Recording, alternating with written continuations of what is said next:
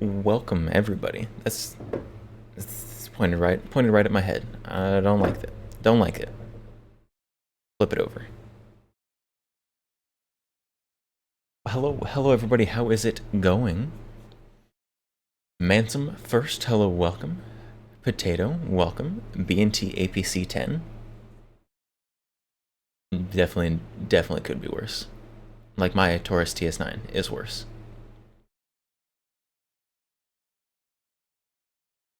Not the BAFTA and Lalo. Hello.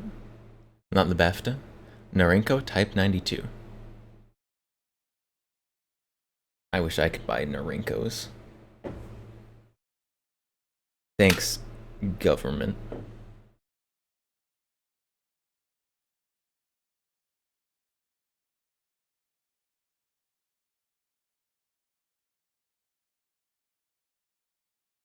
But hello, welcome everybody. So, what we're going to be doing today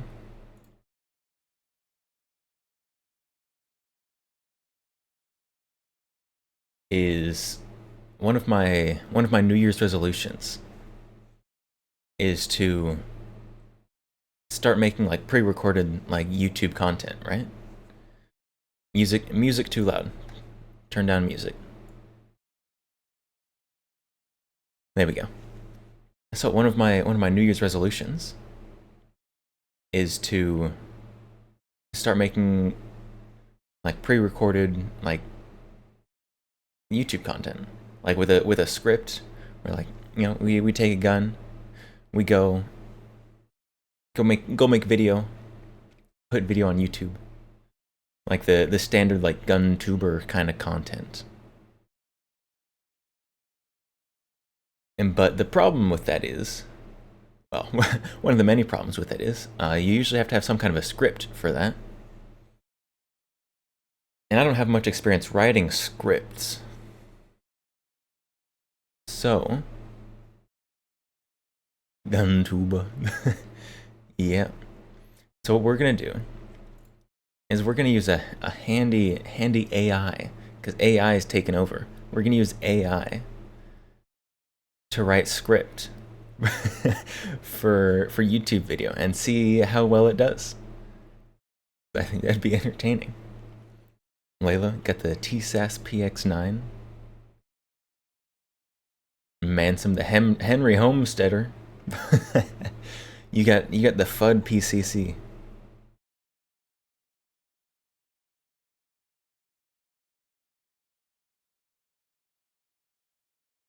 So let us real quick. Let's grab this one. Oh, too large. So we're going to be using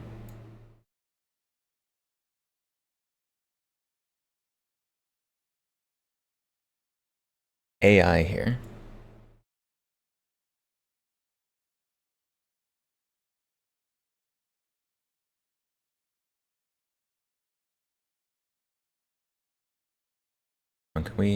We're gonna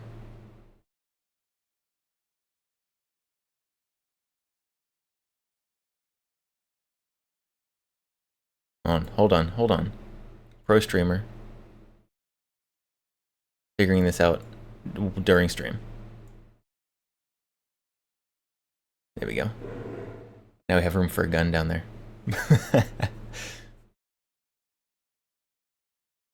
Cat GPT, give me slop script. Yes, that's exactly what we're going to be doing. Just do what others do. Steal other people's content with TikTok. Do 20 videos a day. No, I do want to make my own content. My own original AI generated content, clearly. Real quick. We forgot to introduce the guns on stream today. Probably most of these, at least some of these, are going to be fairly recognizable. We have the 1887, the lever action 12 gauge. Very fun gun, big fan. Mine is not an original 1887, unfortunately. Mine is a reproduction. It's still very cool. We have the Mac 11. This scary gun. The Steyr A2. And the Automag. Automag 2 in 22 Magnum. Okay. So now, now, we are going to be using the Twitter, or I get XAI. Using XAI here. Because it's now free for me to use, and so I'm gonna use it. So let's see, what gun of mine should we make a video on first? The Darkest Derp. So I'm the one who outbid you on Gunbroker for the Automag 2. I know. Definitely not. I have had the Automag 2 for quite some time now. I don't think it's shown up on stream for a while, but I bought this at local gun shop. Actually, which one? I think I got this at the local Cabela's. Yes, it is the small Automag. It's the only Automag I can afford. Eventually, I will have all of them, though.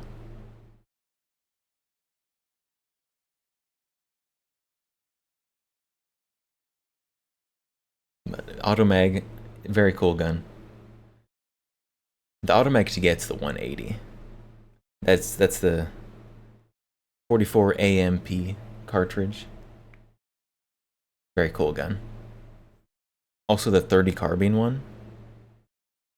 That one's very, very cool as well.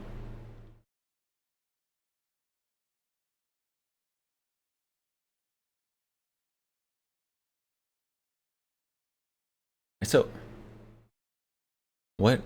I guess since we're talking about it, let's make a script for the Automag. Generate a script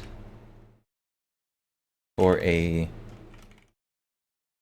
YouTube video about the Automag 2. You've shot the 30 carbine one? I have not shot one. I've only seen them.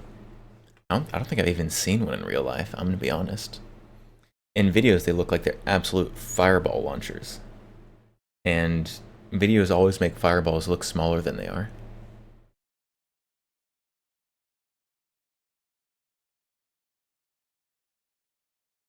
Alright, so generate a script for a YouTube video about the Automag 2. Let's see let's see how Grok AI does with this.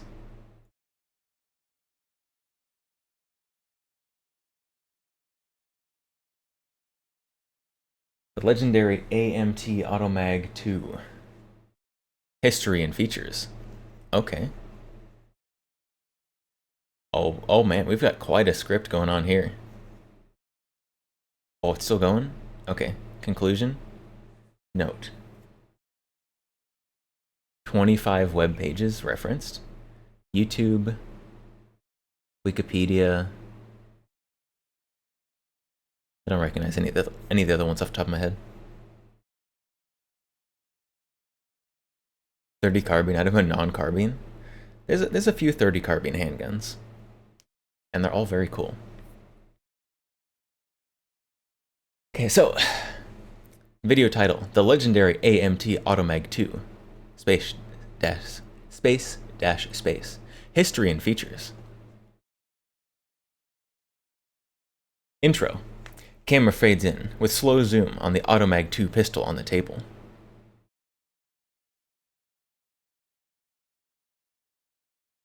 Hang on.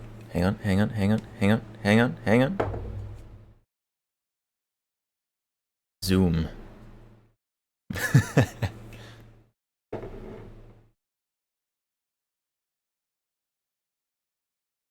Welcome to your channel name. I haven't decided what I'm going to call this channel. I mean, it could just be the X count, but I feel like it should have something to do with guns. To be determined. Welcome to Insert Channel Name, where we deep dive into the world of firearms history. Today, we're exploring one of the most iconic handguns, the AMT Automag 2. Let's get started. Yes, clearly, one of the most iconic handguns ever, the Automag 2. Clearly.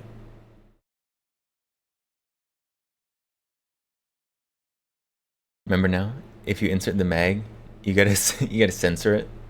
I don't think they do that anymore. I think they did rescind that ruling.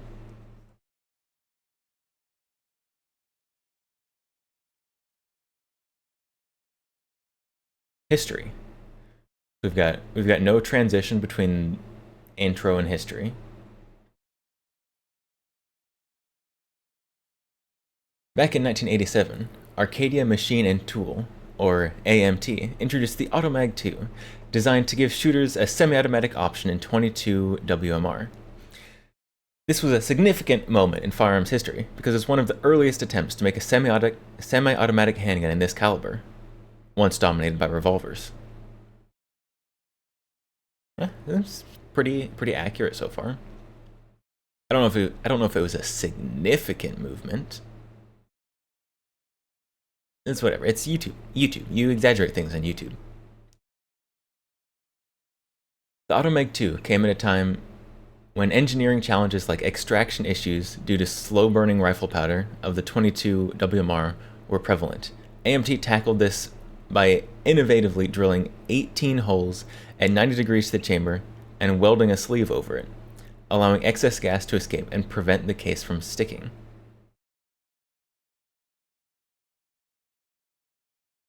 Is that true? Is that true? Are there 18 holes in this chamber? Let me pretend like I'll be able to see those.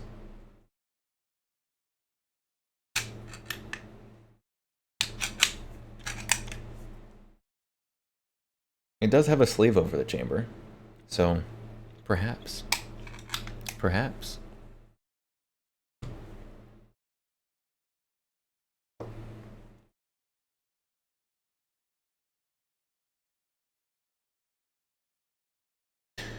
Design and features. Are these just going to be like PowerPoint slides? We've got no actual like transitions here. We just have a PowerPoint slide, flashes up, says design and features on it.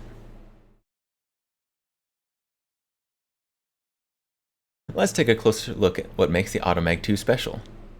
Is this gonna be like a PowerPoint slide with little bullet points that come up as I talk about them? I think so. I think this is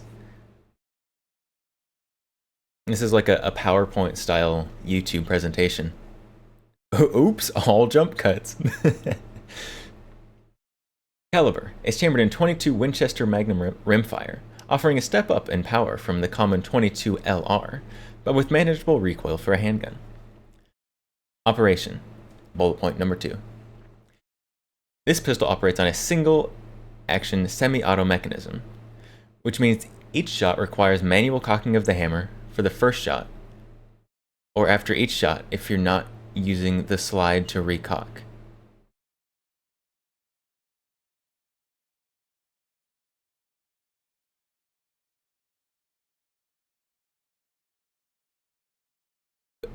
No. No, wrong. Good try. Good try, AI. You gave it your best shot. It's semi-automatic. You don't have to recock the hammer after every shot.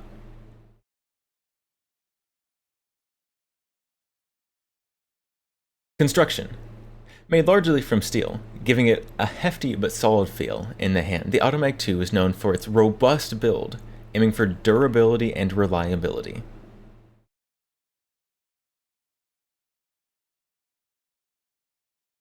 Not quite.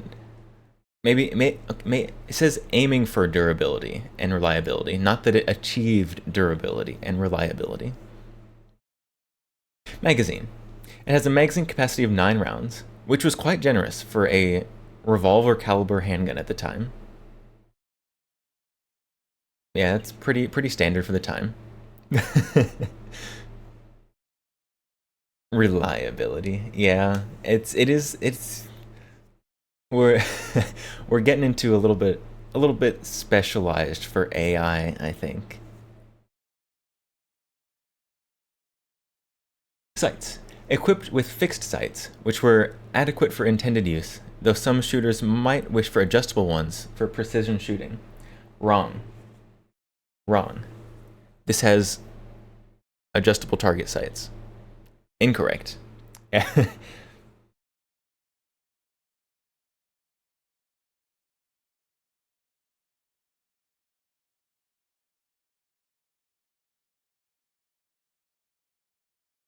When was the Grendel P30? I do not. What do you mean when? I'm not sure. Safety includes a manual safety lever, which was crucial given its single action nature to prevent accidental discharges. It does have a manual safety. You know what else can prevent accidental discharges? Not pulling the trigger. At least the AI is confident. AI is very confident. Cultural impact.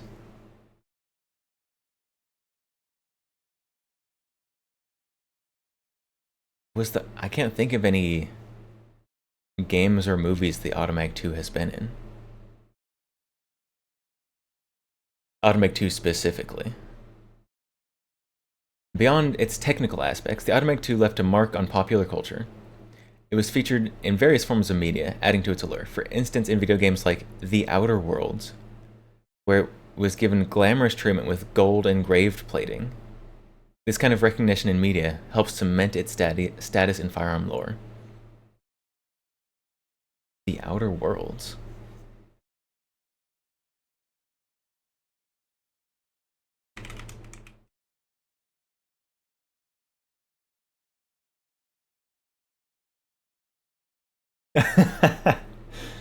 Okay. No. No, no.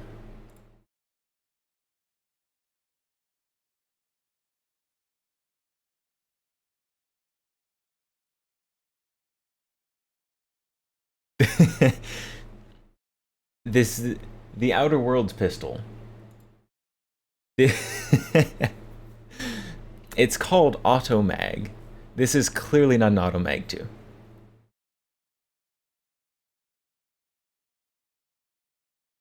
AI is wrong again.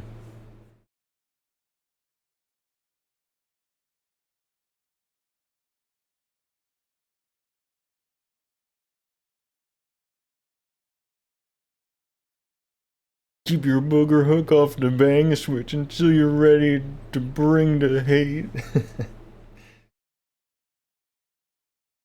It's true though. I don't carry anything regularly that has a manual safety. Predecessor to the Keltec PMR30. There's quite a few modern semi-automatic 22 long rifles. Walther has the WMP. Obviously, Keltec has a couple of them. Smith & Wesson has one. I don't remember what it's called. There's quite a few of them out there. User experiences and legacy. Feedback from users often highlighted the Automag 2's unique shooting experience due to its semi-auto action in 22 WMR. It's praised for its accuracy and the fun factor of shooting a rifle caliber in handgun form. However, its production ended in 1999, and later by High Standard in 2018, making it somewhat of a collector's item today. Hold on. Its production ended in 1999, and later by High Standard in 2018.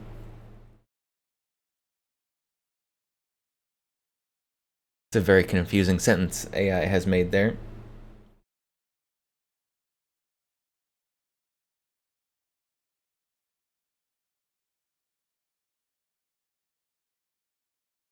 I don't...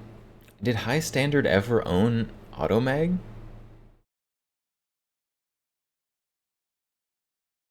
That doesn't seem right.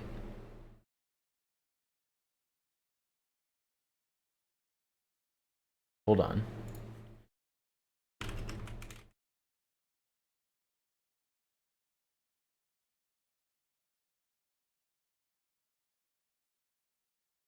Oh, they did, apparently. Interesting. I didn't know that.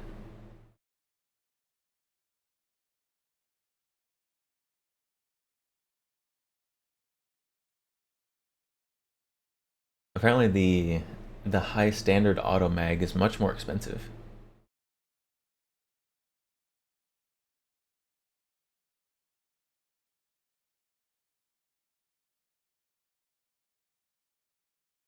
Huh.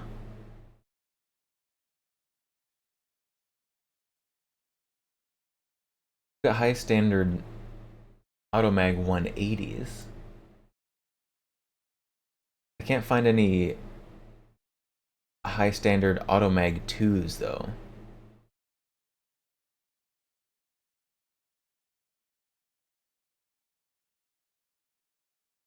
Oh no, there's one. Apparently they've made very few of them, but they did in fact make them. Interesting. I didn't know that. AI taught me something. I would have just said that was incorrect. But apparently they're very rare.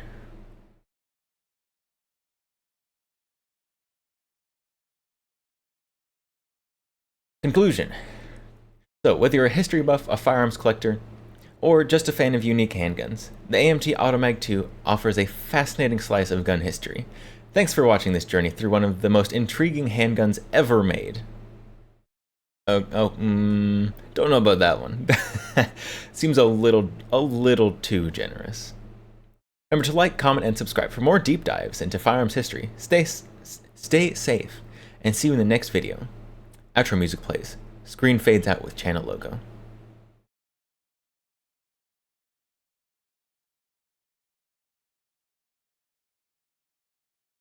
I mean, that's a nice, like, brief overview. I'm not sure about deep dive. It's, I don't think it's quite a deep dive. This is brief overview.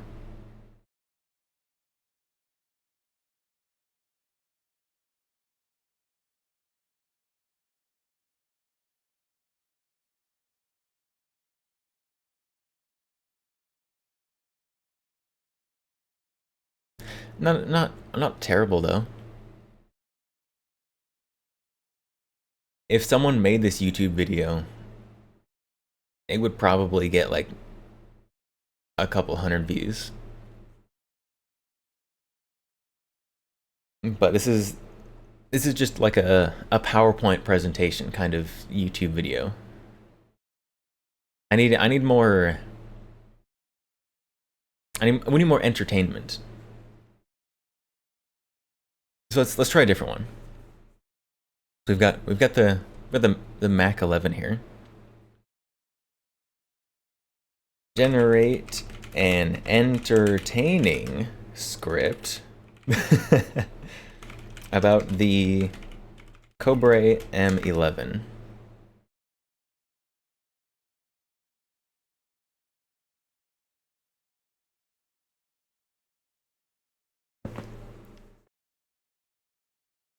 You should get another avatar. Make a complete AI gun channel with text-to-speech, only using pics of your own guns as the only real thing. It would be just just pump out TikTok slop.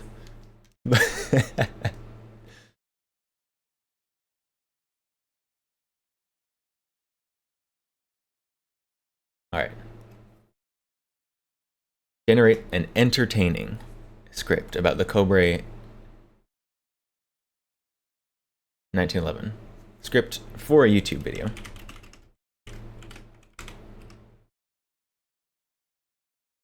Video about the Cobra M11. Minimal effort. It would be minimal effort. This is true. All right. We were generating an entertaining script.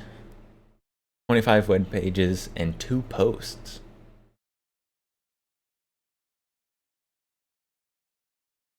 What posts?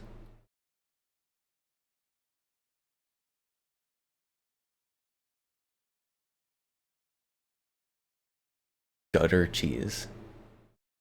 Not a pleasure to shoot, but it does look cool. This is true. It is not a pleasure to shoot. If you have never shot one of these, beware. The trigger on these slaps harder than any trigger I have pulled ever. Or if you had any voice synthesizer modules, you could have some fun. I mean, hold on, where I have filters I can put on. I mean, we can just kind of play with my voice like this quite a bit. Put that back. Put that back.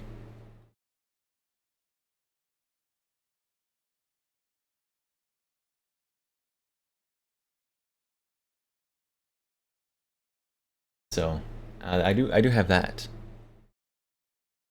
but like a Vocaloid synthesizer. I do not have that. Oh, Gunbroker. Gunbroker's on the referenced web pages. Is that Gunmag Warehouse? Wikipedia? Winchester? Question mark? Can't tell what that is. Who needs a disconnector? When you just mash the trigger past its reset with the bolt? Exactly. Exactly. Yeah, every time you shoot this gun, the trigger just presses right back into your finger, about the same speed the bolt's going back. So if you mag dump this semi-auto, like you take your finger off and your finger's feeling all tingly and terrible. Alright. So this is our entertaining script for YouTube video about the Cobra M11. Title: The Wild World of the Cobra M11.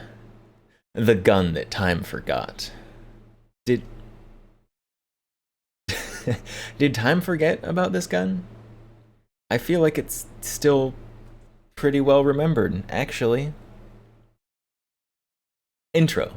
Upbeat 80s style synth music starts. Welcome, gun enthusiasts, history buffs, and lovers of the bizarre. Today, we're diving into the archives to unearth one of the quirkiest firearms ever made. The direct blowback 9mm. The AI is very confident. The Cobra M11. Buckle up. It's going to be a wild ride through the land of 80s firepower and questionable design choices. Let's roll. Yes. This is true.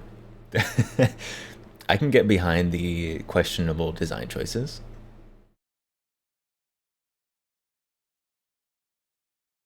Hook. You've heard of MacGyver. Making gadgets out of duct tape, right? Well, the Cobra M11 is like if MacGyver designed a gun in his garage on a caffeine high. I think that's an insult to MacGyver. Got one of the Masterpiece Arms Defender, and they actually sell a separate wide trigger to make it less awful. Yeah, so on mine, I don't know if you can see it. Let me lean over. I do have a little I've got a little like rubber cushion on mine. It's just like a little thing you slip over the trigger to make it a little better. And it does make it a little better. Very little, but it is better.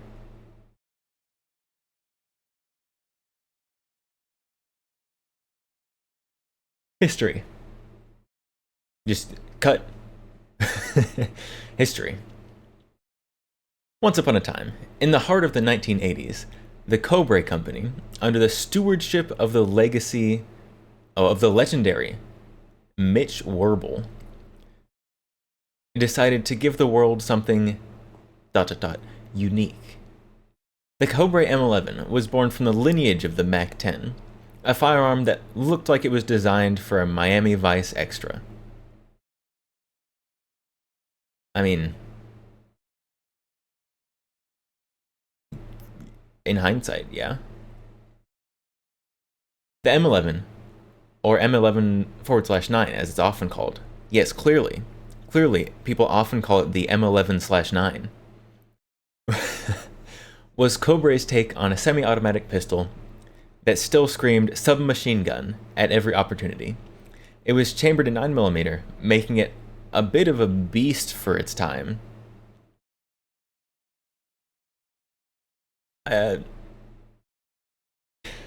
Trying its best to mimic its full auto cousin. But let's be real. This gun was more about style than substance. That part's true. A bit of its beast for its time? The 70s was like 45 ACP Haven. 9mm is not a beast compared to what was around at the time. This was a time of 44 Magnum and 45 ACP. Designed for a gunfight in a phone booth? Yeah, kind of. Gun more about style than substance? Absolutely true, 100%. Gun looks way cooler sitting on the table than it feels to shoot it. Design features. Let's talk about the aesthetics first. This thing looks like it should be mounted on the dashboard of a DeLorean. It's all sharp angles and 80s cool, if you consider cool to be an oversized heavy pistol that's as subtle as a disco ball in a church.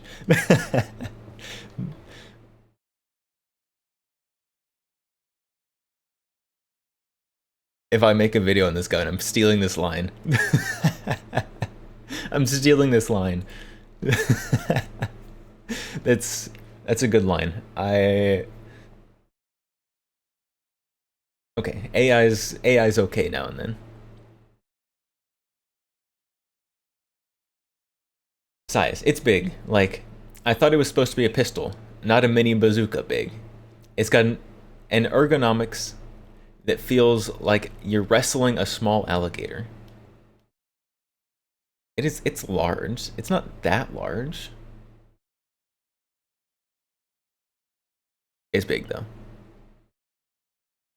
Sights. Oh boy, the sights. They're more for show than for precision, making it more of a point and hope weapon than anything else. Oh, speaking of sights. Speaking of sights. We need to talk about the sights on this thing. I don't know if I've talked about it on stream before. So the sights on the M11 here. So front sight, pretty standard, just post front sight. The post front sight is just a piece of metal that's bent up from this little welded on piece of sheet metal. You can see the cutout here that front sight came out of. The rear sight though, the rear sight is where we're getting fun. The rear sight has two options. You have both a notch and an aperture. In case you wanted to shoot at range. So you've got your aperture there. So that aperture is like a 50-yard zero. And then if you want to shoot further than that, you go up to the notch. so you can make your long distance shots.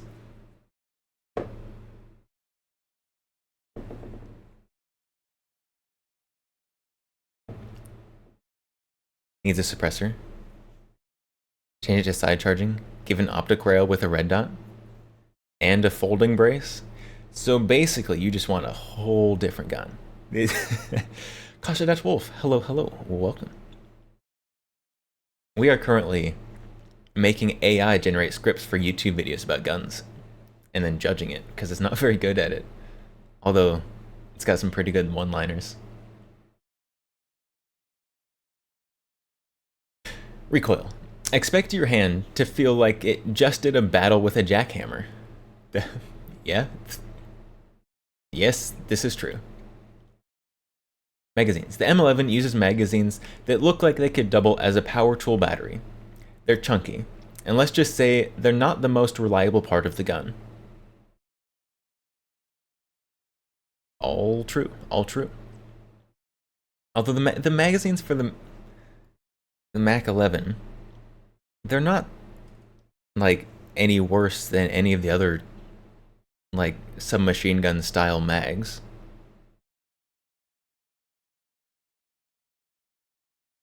It's just a long box mag. Safety. It does have an AR style safety. Which is one of the few nods to usability. But don't get too excited. It's not exactly what you call user-friendly. It is not what I would call user-friendly. It's also not what I would call necessarily AR style. So the safety on this thing is this. So it's currently unsafe. You have to do a full 180, put it on fire. By the way, this doesn't have any like detents. It just kind of freely rotates around. So you just kind of flip it over and like, oh, there we go. That's close enough to safe. Flip it back. Fire. There we go. So in shape of the actual safety lever, it kind of is reminiscent of an AR safety. Other than that, it is not. Only at a quick glance is it reminiscent of an AR safety.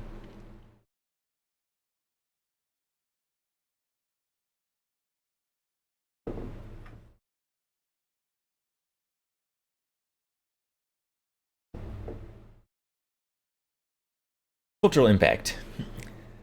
This gun became the poster child for 80s action movies where the bad guys needed something that looked menacing, but wasn't necessarily effective. It's the kind of weapon you'd see in a B movie where the hero is dodging bullets in slow motion, and yet somehow no one gets hit. That is also kind of how this gun works in real life, when you're trying to hit things. Shooting experience. Cut to range with a dramatic slow motion shot of the gun firing. Ooh, we get dramatic slow motion shots.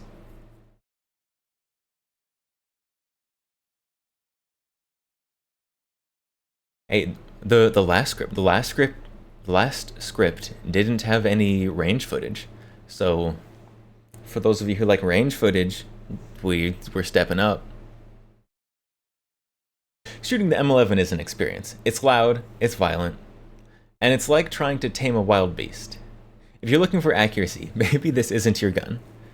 But if you want to feel like you're in an 80s action flick, this is your jam.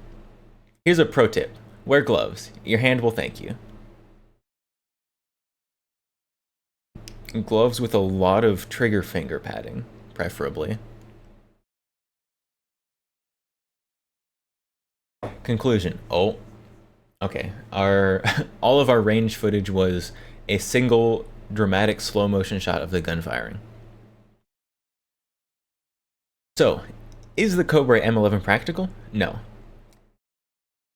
Is it stylish in a retro, I wish I had a time machine way? Absolutely. While it might not be the best choice for self-defense or serious shooting, it's a piece of history that's as entertaining as it is enigmatic. Thanks for joining us in this wild ride through the lore of the Cobra M11. If you enjoyed this trip down memory lane, don't forget to like, subscribe, and smash that notification bell for more journeys into the wonderfully weird world of firearms. Until next time, stay safe and keep the 80s spirit alive. And with 80s synth music fading out, screen zooms out from the M11, channel logo appears.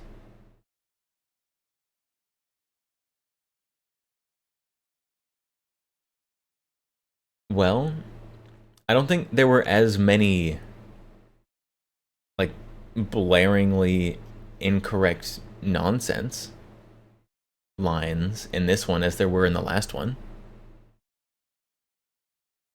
So I guess that's improvement. We also had a single range piece.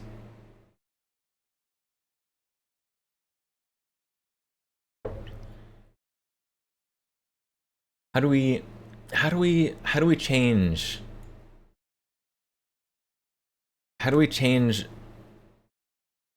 our request here to make a better video? So far we don't have any transitions. We have a single slow motion shot at the range. How do we... This feels more like a review. This feels like a review, less like a kind of like entertainment script. Like, I'm not trying to be a gun reviewer. There's lots of those out there. Lots of those out there. All right, let's move. moving guns as we're making AI scripts about them. Let's move on to this one. What is it? The Steyr A2 pistol.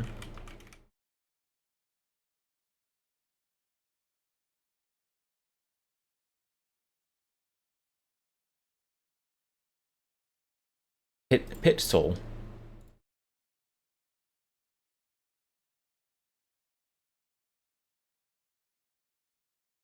Okay, so generate. So just putting entertaining in there didn't really change anything.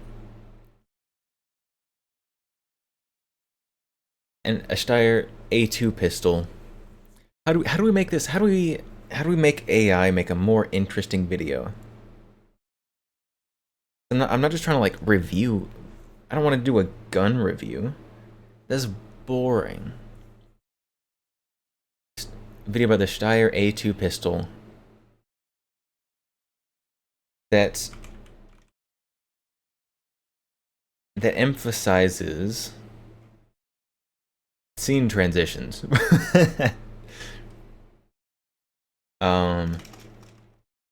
That Hmm.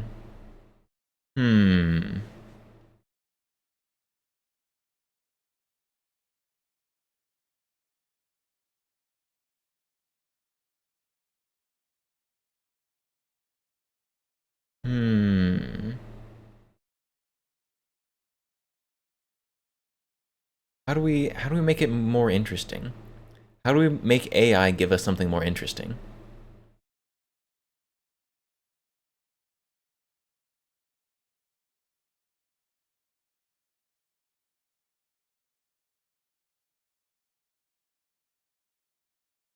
We need no jump cuts that has scene transitions and starts with a short, fun skit. This is gonna be awful.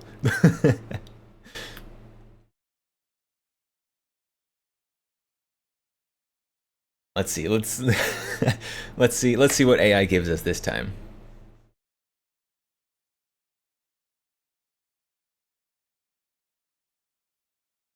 Opening scene. Fun skit with a yodeler. Oh my. Oh, it's. uh, well.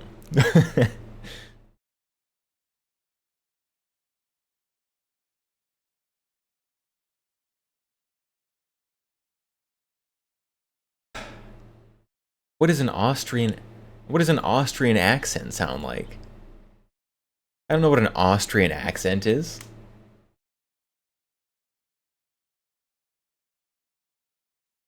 Opening scene, a fun skit. Scene, a mock Austrian Alps setting with the character dressed as a yodeling mountaineer holding a Steyr A2 pistol instead of an Alpenhorn. Oh, made a mistake.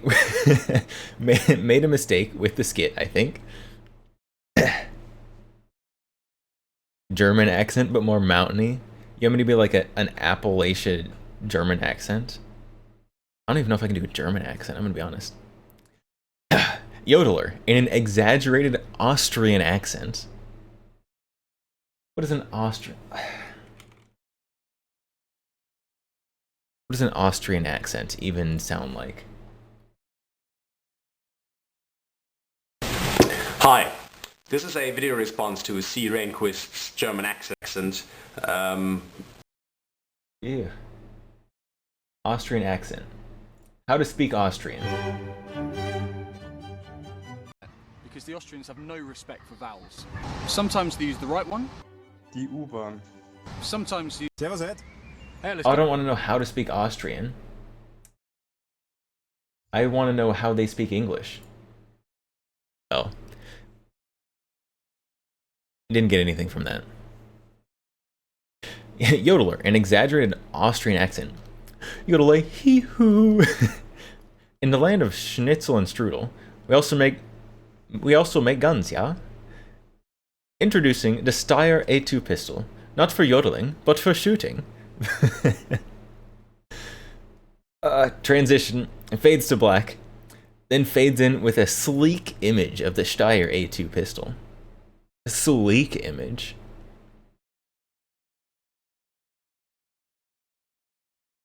Voiceover. Welcome, gearheads and gun enthusiasts. Today we'll be going beyond the yodeling to explore the Steyr A2 pistol, a modern marvel from Austria that's setting new standards in handgun design. Let's dive in. A scene transition. Close-up of the Steyr A2 pistol on a table with a soft focus background.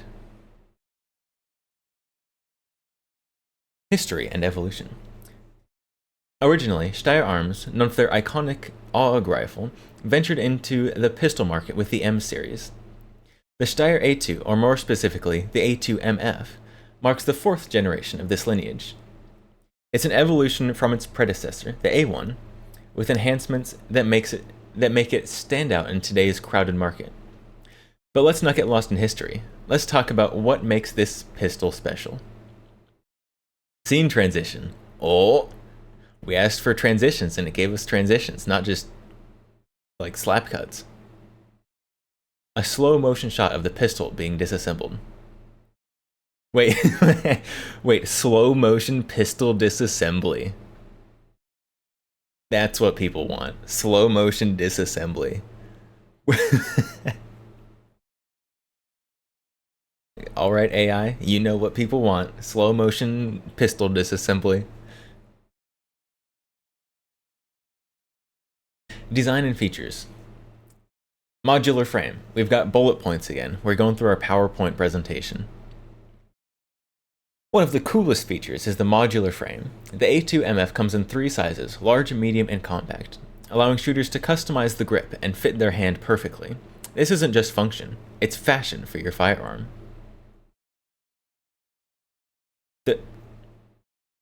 The three sizes, those are slide and barrel sizes, not frame customizability. So that's why the former ATF director took the Glock apart so slow. Exactly. It was a slow motion scene transition of a pistol being disassembled. They were just ahead. They were ahead of the trend. Slow motion pistol disassembly is the next big thing for gun tubers. Trapezoidal sights. Steyr's unique trapezoidal sights are like nothing you've seen. They offer quick acquisition of targets, making the gun not just a tool, but an experience. I don't know if they offer any quicker acquisition than normal sights. What they really do is give you a learning curve to learn how to look down at different kind of sights. And low bore axis. With one of the lowest bore axes in the industry, a Steyr A2 reduces recoil and muzzle flip, making follow-up shots quicker and more accurate. It's like a gun that wants to help you shoot better.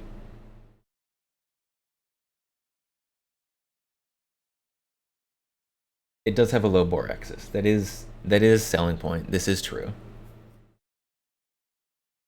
Safety features. Safety is paramount, and Steyr doesn't skimp here. You've got a trigger safety, an indirect firing pin safety, and a drop safety. There's even a key lock for storage. These are all true. The key lock is right here.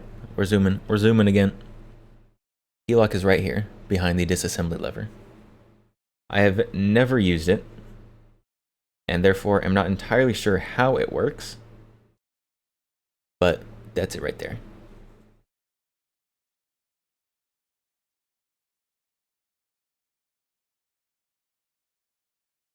Scene transition.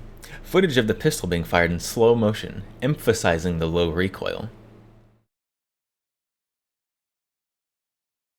Well, we really like slow motion. We've upgraded from slow motion disassembly to slow motion footage of the recoil, but the gun is firing now. Performance. On the range, the Steyr A2 shines. The trigger has a crisp break, and the overall feel of the gun is akin to holding a piece of Austrian precision engineering. Whether you're shooting for sport or defense, the pistol handles like a dream. It does have a very crisp break on the trigger. Very crunchy and light reset, though. Scene transition. A comparison setup with other popular pistols. Maybe other popular Austrian pistols? Comparison. Now, you might wonder how it stacks up against the Glocks and Sig Sauers of the world. The Steyr A2 offers a unique blend of ergonomics, customization, and that distinct Steyr feel. It's not about competing, it's about offering shooters something different. Something better tailored to their needs. Is that... I might be stupid. Is that not what competing is? In the free market? We're thinking too hard. We're thinking too hard about this AI script. Scene transition. This is a pretty long one. Back to our yodeler, now at the shooting range, yodeling between shots.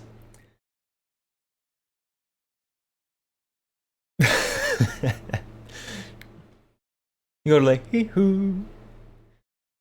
This pistol is not just for show. It's for goal. Whether you're on the mountains or on the range, the Steyr A2 will be your faithful companion. And then I guess we take more shots, then yodel some more. Voiceover. From its Austrian roots to your holster, the Steyr A2 is a testament on how far handgun design has come. It's reliable, it's customizable, and it's got that certain je ne sais quoi that only an Austrian-made firearm can offer.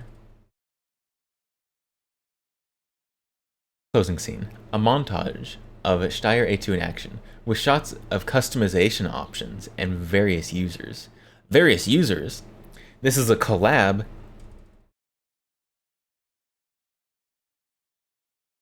Also, there's not like a ton of customization. You can't like mount a red dot. I guess you could put like light or a foregrip there. Only do the foregrip if it registered because the ATF is dumb. Voiceover. Thanks for joining us on this journey through the Steyr A2 pistol. If you found this video helpful or entertaining, don't forget to like, comment, and subscribe for more deep dives into the world of firearms. Until next time, shoot straight and keep your powder dry. Keep your powder dry? What do you think we're running around with kegs of black powder on our belt? End screen, channel logo, subscribe button, links to related content, and social media icons. Outro music, upbeat, modern track with a hint of traditional Austrian music elements. I don't know what Austrian music is.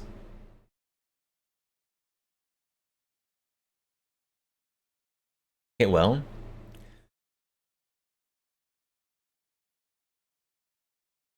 I guess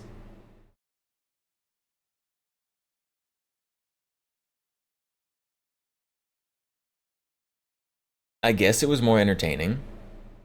We added a yodeler. we added a yodeler into our script here.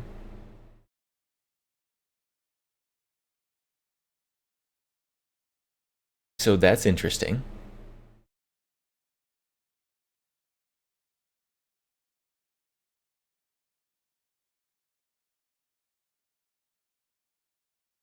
I don't know if this I don't know if this is really what we're looking for yet though.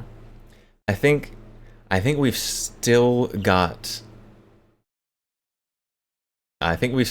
some improvement to make on these scripts. Better start practicing. Apparently need to start practicing writing scripts. Cause I don't think AI is gonna cut it here, really.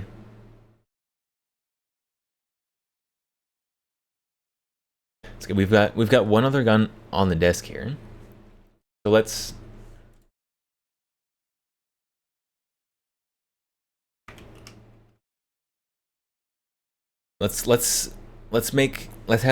have AI make us a script about the 1887 lever shotgun. Generate a script for YouTube video about the 1887 shotgun. What should we include? Include a short Old West style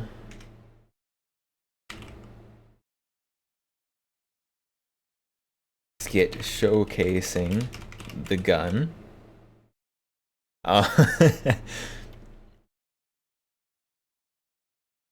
What else do we want to include? What else do we like in a video? Blazing Yoda, hello, welcome. We're currently using AI to make scripts for YouTube videos about guns. It's going about as well as you may expect.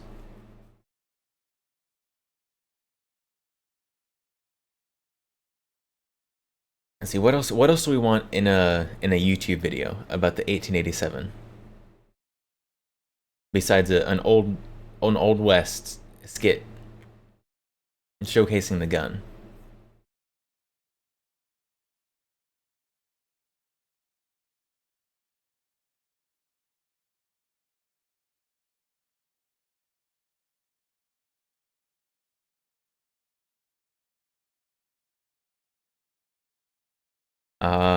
And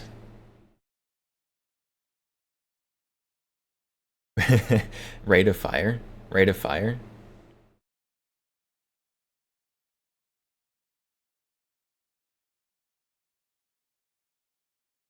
So we got the Old West skit and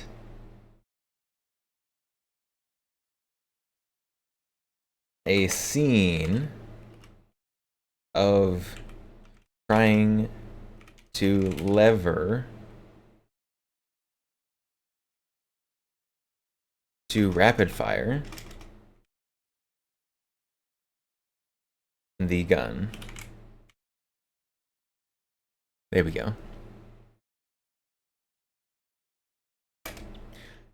Alright, let's see how this goes. There's no way this is gonna go well.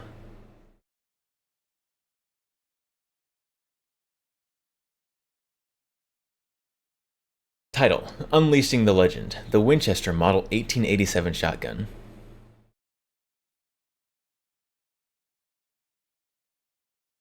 Okay, mine's not a real Winchester, but we can ignore that. Opening scene: Old West style skit. Scene: a dusty, sunlit Old West town. A stagecoach stops in front of the saloon. Okay, we've got high budget, high budget here. And out steps a character dressed as a notorious gunslinger, wearing a long duster coat with a Winchester Model 1887 slung over his shoulder. Gunslinger, in gruff Western accent. This here town ain't big enough for the likes of me and my trusty 1887. Time to keep the peace, or break it. He dramatically cocks the lever of the shotgun, causing a brief pause in the town's bustle. Townspeople scatter as he walks towards the saloon, the camera following him in slow motion, focusing on the shotgun's unique lever action. Okay, well, it's a little cheesy, but it's not bad. This is a lot better than the yodeler skit that he gave us for the last one.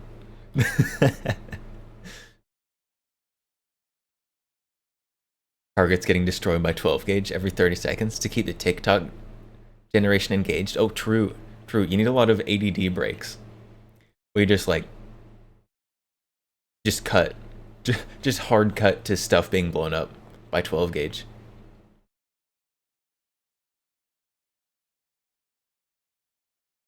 Our opening scene, so it's a little high budget since you need a stagecoach, a saloon, and enough extras to go in the background.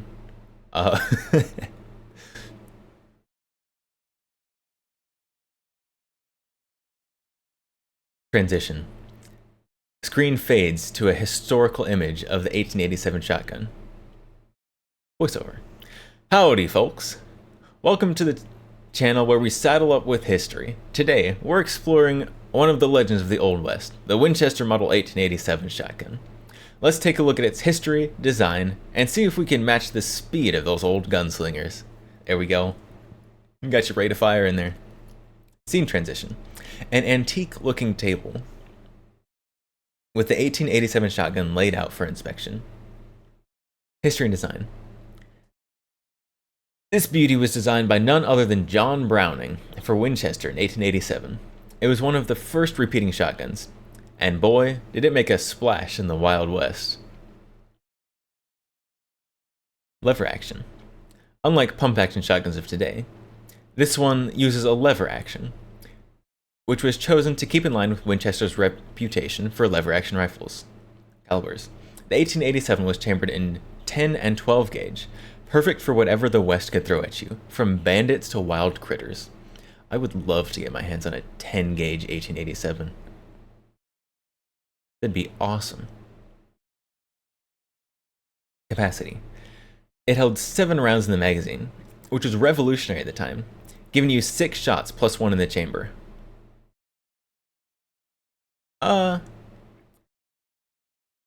It holds 5 in the magazine. And there you can basically ghost load it an extra 2. So it gets to 7, but they're not all in the magazine. You only can get 5 in the magazine.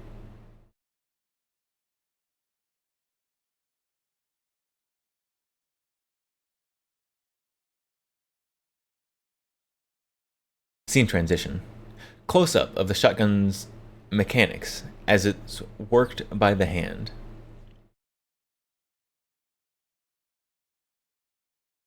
Voiceover. Though designed for black powder shells, which were less powerful than today's smokeless powder, this shotgun was a force to be reckoned with. Its robust construction meant it was favored by lawmen, outlaws, and everyone in between.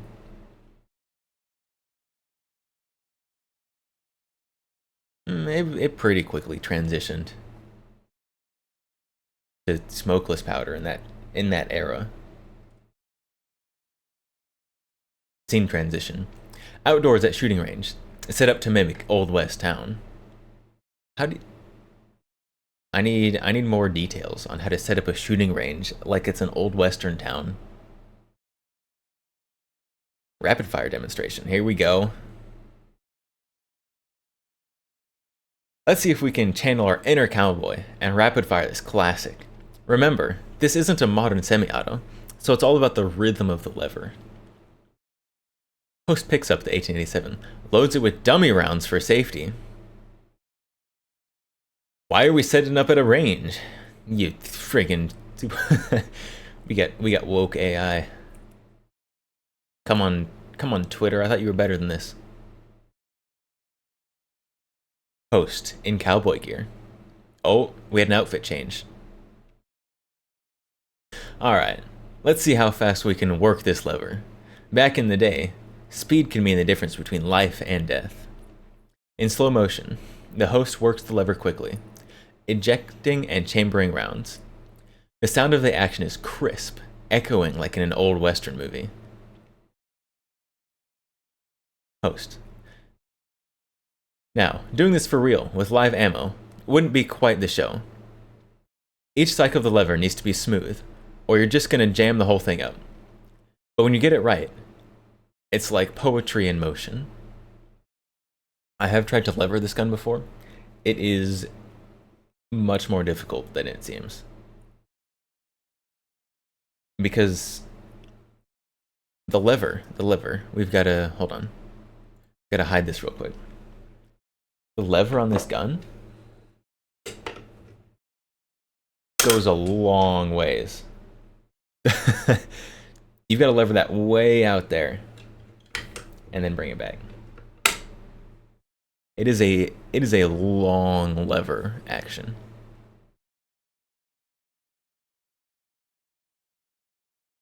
Scene transition. Back to the table setup, now focusing on the gun's details. The 1887 didn't last long in production, being phased out in 1899 for more advanced designs like the Winchester 1897 pump action. No, there was the Winchester 1891, which was the updated version of the 1887. It was phased out because it got a Gen 2. But its legacy? That lives on in every cowboy action shooting competition and in films like Terminator 2, where it made one of the most memorable shotgun scenes ever. That's probably true. Scene transition. Clips of the 1887 in movies and historical photos. From the dusty streets of the Old West to the silver screen, the Winchester Model 1887 remains an icon. Thanks for riding with us through this piece of history. If you enjoyed this journey, give us a like, subscribe for more tales from the past, and let us know in the comments what other legendary firearms you'd like us to explore. Closing scene. The host, back in Old West town sitting, gives a nod to the camera, the 1887 shotgun resting on his shoulder. In character. So we're back in our Old West character. Until next time, keep your powder dry and your liver ready. And it really likes the keep your powder dry line. Who is the AI stealing the keep your powder dry line from?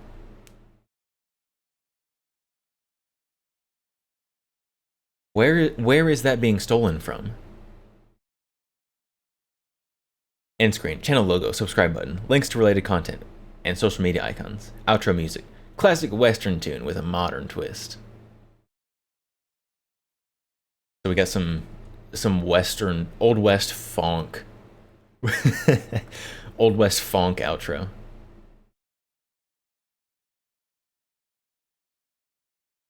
Honestly, this one was not bad. This one was not bad. The skit was way better. We had no yodelers in this skit, which which is good. Very good. This is probably the best overall. I mean, it's still probably like a 4 out of 10. But I think this one was the best one so far. It's still very light and surface level on the content, and it's still not fully correct. But the 1887 is probably a bit better for AI to search for than an Automag Tube or something. Struggle with that one quite a bit.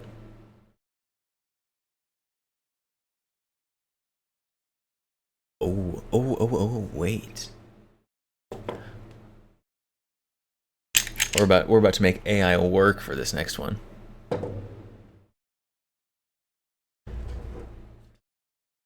Because you know what we've got? A Hatsune Miku colored Glock. Alright, so we're gonna generate a script for a YouTube video about a custom Hatsune Miku colored Glock 17.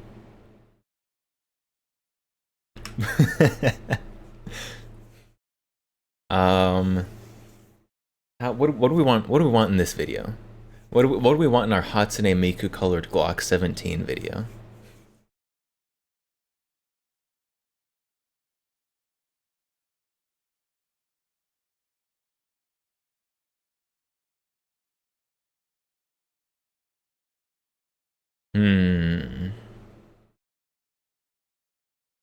Include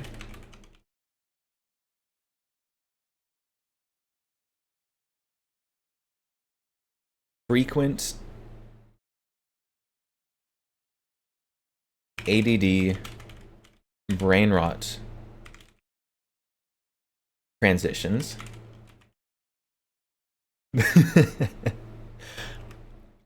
And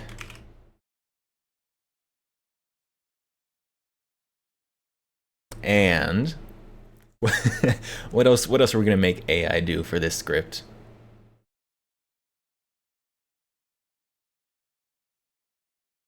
Frequent ADD brain rot transitions, and we need something else to include. Something else to include in our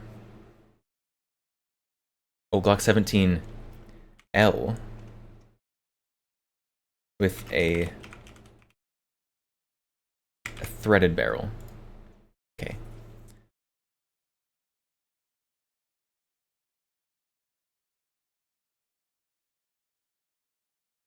Frequent ADD brain rot transitions. And what else do we include? What did we include in the last one? A scene trying to rapid fire the gun.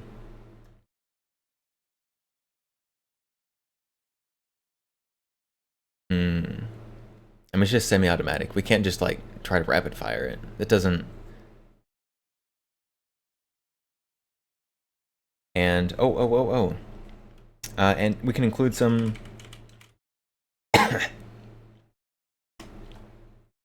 shooting drills. There we go. Shooting drills. There we go. There we go. Let's see what AI gives us for this one. Muzzle flashes.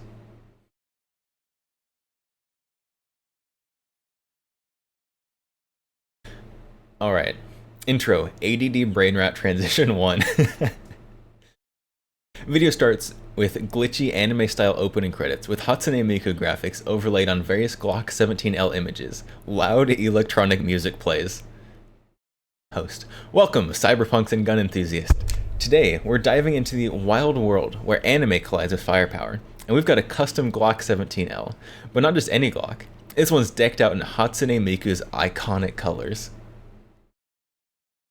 Scene transition. ADD Brain Rot Transition 2. Quick cuts between anime clips and gun parts.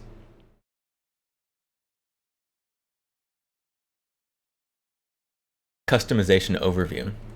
This isn't your average Glock. We've got a full-on Hatsune Miku tribute here. Color scheme. Turquoise and pink. Okay, we don't have any pink on here yet. Just like Miku's hair and outfit. It's like if Miku herself decided to go tactical. Threaded barrel. A 6.5-inch threaded barrel. Perfect for those who like their anime with a side of silence.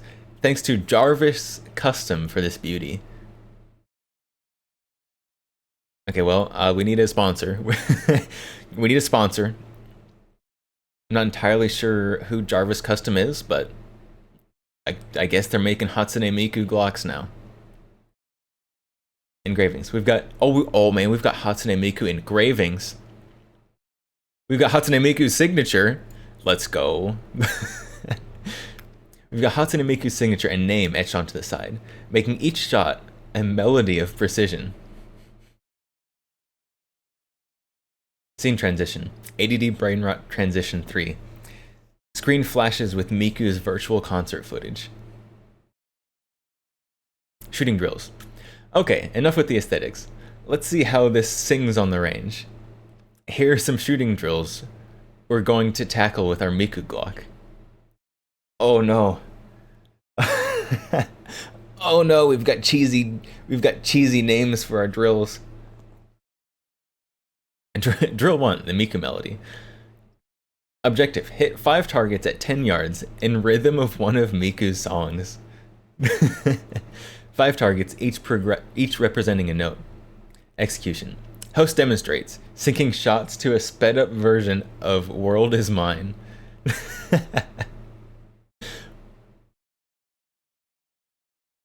Host. 1, 2, 3, 4, 5. That's the beat of Miku's gunplay. Oh, the brain rot is real on this one. It saw brain rot and it went full in on the brain rot. ADD Brain Rot Transition 4. Rapid cuts to anime eyes, then back to the range. Drill 2. Vocaloid Velocity. Objective. Speed, reload, and shoot, mimicking Miku's fast vocals. Set up 1 target, 1 magazine on the ground. On the ground for a quick reload. We gotta pick this thing up off the ground.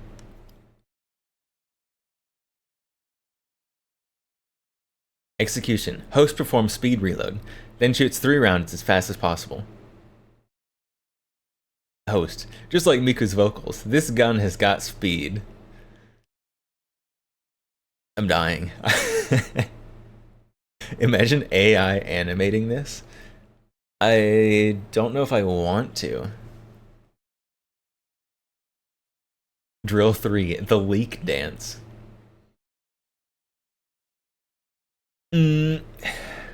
Objective.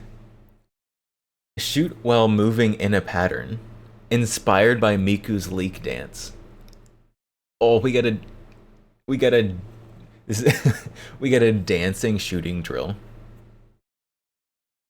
Set up 4 targets, set in a circle around the shooter. Or shooting backwards. You know the video? There's a video out there. Some like mall ninja guy with like the 4 targets around him, and he like shoots all 4 targets like in a circle. We're doing that, except we're dancing. Doing art with AI makes the artist scream and They get so mad. This is true. This is true. I would never use AI for anything more than just like basic entertainment. I would never seriously use AI for anything. Execution. Host moves side to side, shooting each target once, then back to the center for a final shot. Host. Dance with your feet, aim with your heart. ADD brain rot transition number 6. Screen splits with Miku's holographic performance and shooting range. Performance and practicality. Let's talk practicality. This custom Glock 17L isn't just for show. Accuracy. With a match-grade barrel from Jarvis, this Glock sings true, even if it's dressed like a pop idol. Recoil. The added weight of the extended barrel helps manage the recoil, making follow-up shots smoother than Miku's voice. Suppressor ready. That threaded barrel isn't just for looks. Add a suppressor and you've got yourself a stealthy performance. Scene transition. ADD brain rot transition number 7. Rapid flash of Miku's animations, then close-up of the Glock.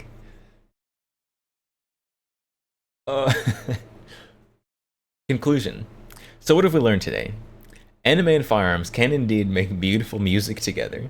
This Hatsune Miku themed Glock 17L isn't just a collector's item, it's a functional piece of art. Thanks for joining this unique crossover event. If you dig this mix of culture and weaponry, hit like, subscribe, and comment below with what other anime you'd like to see on a gun. Until next time, keep your sights set on something extraordinary. End screen, ADD brain rot transition number 8. Glitch effect leading to channel logo, subscribe button, and links to related content. Outro music, an electronic remix of Hatsune Miku's song with gun sounds integrated into the beat. Oh, that one.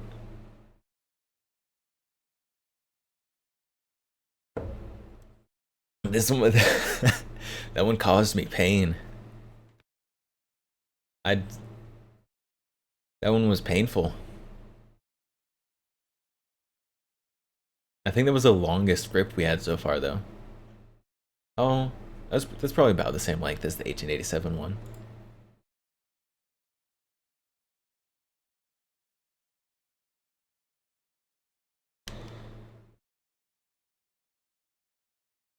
Wow, though. That was an experience, I will say.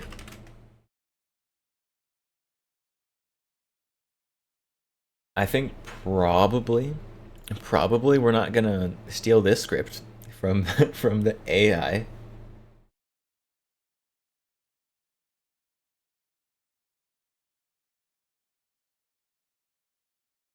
Wow.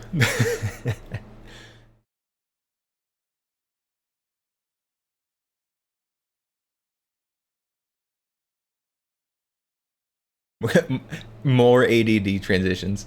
We have a suggestion to add more ADD brain rot transitions. Oh no.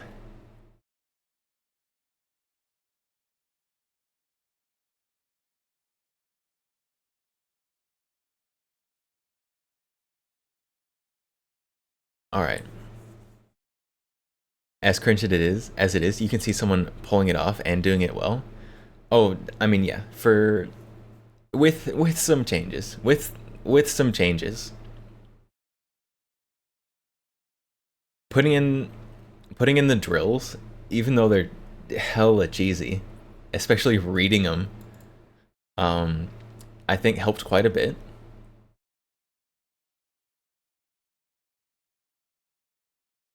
But I think someone with some good artistic drive and some good video editing skills and just the personality to pull it off, I think someone can do this. I think someone could pull this one off.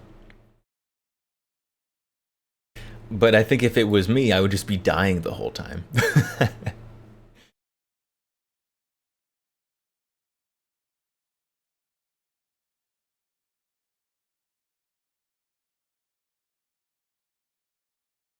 All right.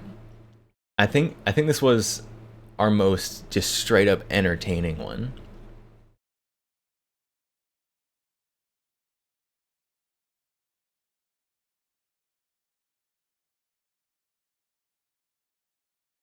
Let's see. Okay, since we had a pretty I don't know if we can say good, a pretty unique script. With the Hatsune Miku Glock. It's still in my safe, but I do have a REM and RAM 1911 about, so generate a script for YouTube video about a 1911 customized with ReZero REM and RAM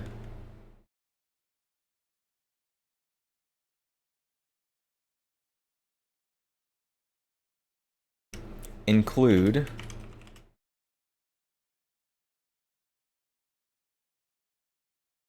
frequent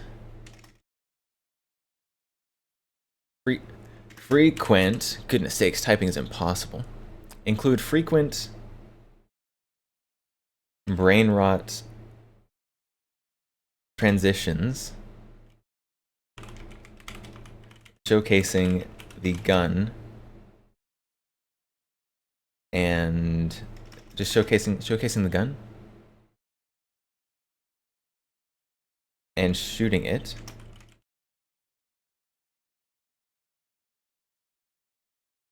Also include a section of, how do I phrase on this last one? Shooting drills, a section of shooting drills. All right, there we go. Script for a YouTube video about a 1911 customized with ReZero REM and RAM. Include frequent brain rot transitions showcasing the gun and shooting it. Also include a section of shooting drills. All right, let's let's see what we get here. I feel like this is gonna be like a Cabot video.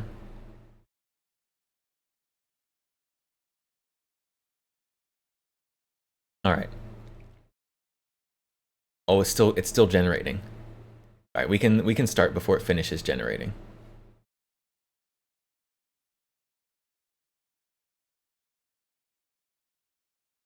All right. Title: ReZero meets 1911. Custom guns with REM and RAM. Okay. Kind of a boring title. We got no clickbait there. Intro. Brain rot transition 1. We've got a transition and we haven't even gotten to the intro yet. Video opens with a montage of fast-paced clips from ReZero, transitioning into shots of a custom 1911 pistol with REM and RAM themes. Loud, upbeat anime music plays. Host. Welcome otaku and gun enthusiasts. Today we're diving into a crossover that's as wild as it sounds. A 1911 pistol customized with the twin maids from ReZero, REM and RAM. Get ready for some magical gunplay. I'm ready. I'm ready. Scene transition. Brain rot transition 2. Quick flashes between REM and RAM and the 1911's details. Customization overview. This isn't your grandfather's 1911. Here's what makes this piece special. Color scheme. One side is blue for REM, the other is pink for RAM, with their names etched into the slide. We've got a whole custom thing here. I'm gonna have to customize my gun a little more, a little more to meet the requirements here. Grips. Custom grips featuring art of REM and RAM in their maid outfits, making every grip a tribute to the sisters. Got that part. Engravings. Okay, I don't have any engravings. The slide features iconic quotes like, I love Subaru for REM, and I am the greater sister for RAM, alongside floral motifs. Okay. Interesting choice for engravings. Sights. Fiber optic sights in matching colors. Because even in the dark, you'll find your target.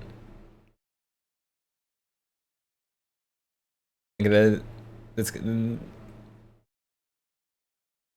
like that one. That one gives me warm fuzzies for some reason. Scene transition. Brainrot Transition 3. Screen splits with anime sequences and the gun being racked. Shooting drills. Let's see how this anime-inspired 1911 performs on the range. We've got some themed... Oh no.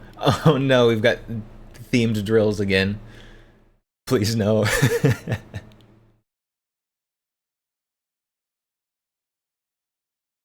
Drill 1. The Twin Maid Challenge. Objective. Engage 2 targets simultaneously, 1 for each sister. Are we engaging the sisters? We are set up 2 targets at 7 yards, each with a silhouette of Rem and Ram. We're shooting Rem and Ram with our Rem and Ram 1911. Okay. Host demonstrates firing 2 shots at each target in quick succession.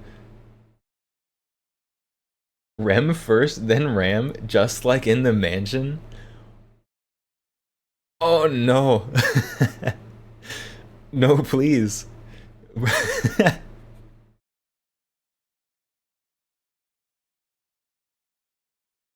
Brainrot Transition 4. Rapid cuts to Rem and Ram's intense moments, then back to shooting. Our Rem and Ram tribute 1911 has already killed both of them in the first drill. Drill 2, Subaru's defense. Objective, quick draw and shoot from concealed, because Subaru needs protection. yeah, he does.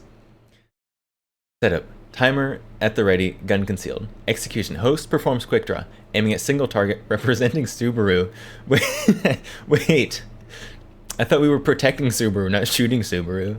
Hold on. Protecting Subaru 1 shot at a time. We just killed him. We just made him restart from his save point.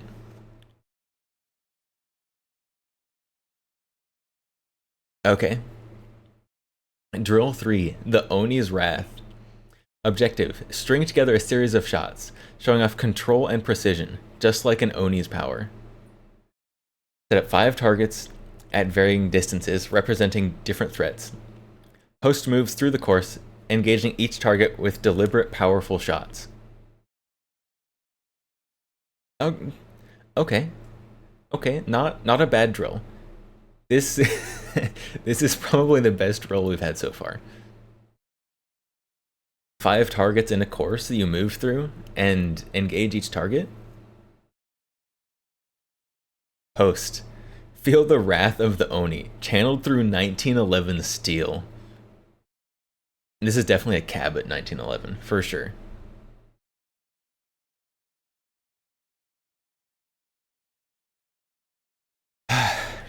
Brainrot Transition 6. Screen flashes with Rem's horn and Ram's horn, then to the gun's slide action. Performance and practicality.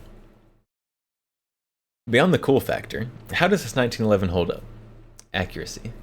Despite the customization, this 1911 remains true to its roots, with excellent accuracy, thanks to a match-grade barrel, recoil management, the weight distribution of the custom grips and slide work make for a comfortable shooting experience. Reliability. Even with all the flair, this gun functions like any good 1911 should, with no issues on the range. Scene transition, Brainrot Transition number 7. Rapid montage of Rem and Ram's magical abilities, then close-ups of the gun's details. That reminds you of Shikanoko about to fight the deer hunter, and she starts reciting the Rifleman's Creed. I still need to watch that anime. It's on my to-watch list, along with so much other stuff. I don't think that one's very long, though. I could probably knock that one out in like a day or 2 if I just sat down and did it. And Deer Brainrot is good. I brainrotted over just like the trailers for it, for more than I would like to admit. Conclusion. Merging the world of ReZero with the classic 1911 has given us something special.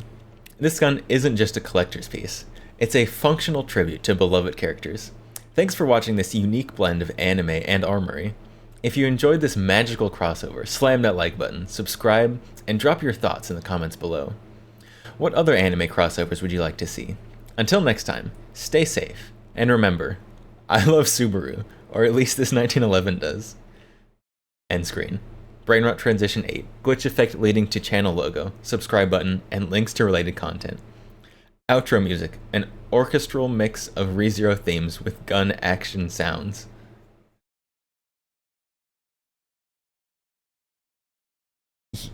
Yo, can I play the gun in the orchestra?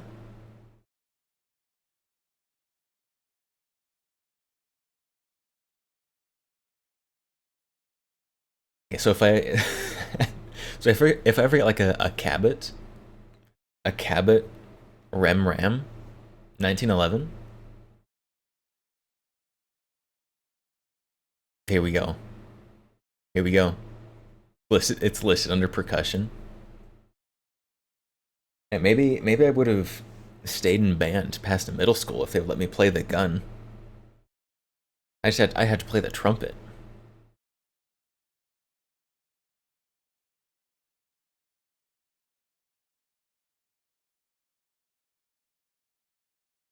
This AI sure is something. Do we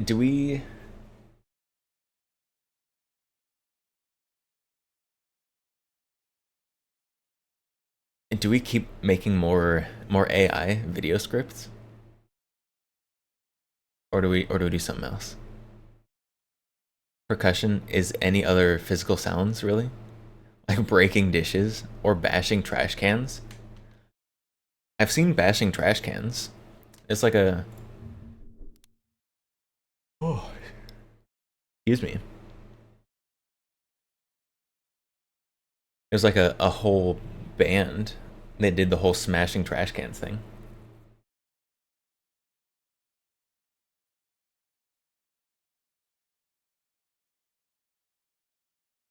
Oh. God. We may come back. We may come back to do more AI script. But there were some guns, some videos that I wanted to watch on stream because TFB TV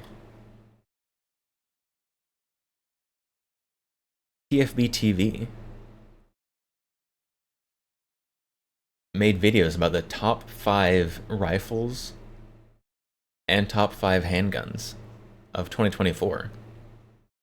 And so, you know, the first of the year makes sense to watch those. Subscribe. Why am I not subscribed? So we're gonna take a little break from the AI generated script brain rot to make completely serious critiques, of course, of the TFB top 5 long guns and then handguns. 2024, okay year for new gun releases, but the really awesome, really new guns introduced this year haven't quite made it to the civilian market yet, or at least the US civilian market. I guess the question is, when is a gun released? When it's fielded, when it's available to civilians, when it's available to US citizens. When I can buy it is when it matters. On this list. Another bummer, this list primarily improved versions of already existing guns. I don't really see anything in the long gun space from 2024 that was like truly new this year. That just nobody's doing much that new said, recently. Nothing wrong with that. After all, it's the nature of evolution. Find something that works, continue to refine it. I'm trying to say I'm not super wild about this top 5 long guns list of 2024, but I'm going to give it a shot anyways. Let's start this list out with a bang with number 5. I know I'm going to catch some flack for this one because many of you are going to say, James, you are a dumbass. Why are you including a short-stroke piston-operated AR-15 that cost almost $4,000 and doesn't even have a chrome-lined barrel on this list? The new HK? Well, I think the answer is it's my list, so shut the fuck up. Just kidding. Fair enough. That's as good a reason as any. Top 5 rifles and long guns of 2024. Thumbnail is Steyr ACR for some unfathomable reason. TFB is no better than AI generated clickbait. Yeah. Yeah. I don't know. Maybe without my knowledge, someone has released a Steyr ACR clone and I just missed it. I would be surprised if that happened. But it would be on the list for sure. The answer, HK-MR556A4. No, I was not paid to include this gun on my list, or any of the other guns on any of my lists ever for that matter. If you watch my full review of this gun, you'll know I love it because it's the closest thing that we've ever seen to a real deal HK416.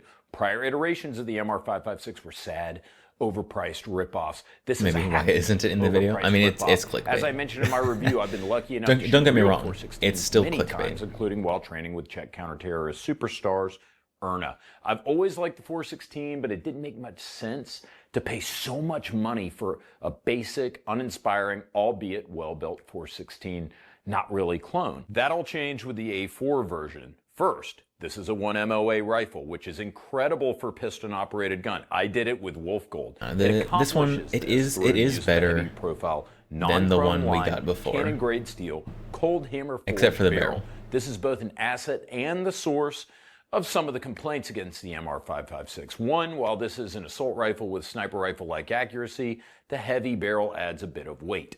Two, lack of chrome lining. Chrome lining improves corrosion resistance and barrel life. However, HK has said that the A4 barrel lasts just as long, if not longer, than mil-spec chrome-lined barrels, and the gun comes with a free barrel replacement for life warranty.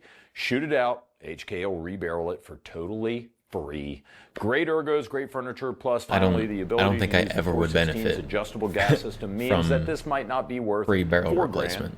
MSRP for most people. I have never but it's shot one out of a those barrel accept on no any gun, substitutes type ever. propositions. Not only is this the closest thing Americans will get to the full HK416, but our MR556 I shoot too A4 is much actually variety more faithful to shoot at a barrel on a 416 gun. than even the European MR223A5, as I discussed with Martin over at Austria Arms when I was in Vienna. You guys got to give HK credit for that. HK USA this year, 2024, has turned a new leaf on the US market, and there is more to come, trust me. Number 4, controversy slot. It's a slightly modified version of an existing gun, albeit one of my favorites. And What? what appears too. This is one of our most popular reviews of Why? It's just a 2024. different color. Over 800,000 views. Take that off the list. And I had a bean skin in my teeth the entire review because I had just gone to Juan's Flying Burrito with asshole cameraman extraordinaire Ryan, who knew I was about to step in the studio and record this video, and he knew that I had food in my teeth, but he let me do it anyway. You didn't So, check your teeth? I don't know if my review of the Beretta Didn't check your 1301 teeth before you- Tactical Mod 2 is the most my goodness. embarrassing thing that I've done the past 10 years of TFB TV, but if that's the worst I can come up with,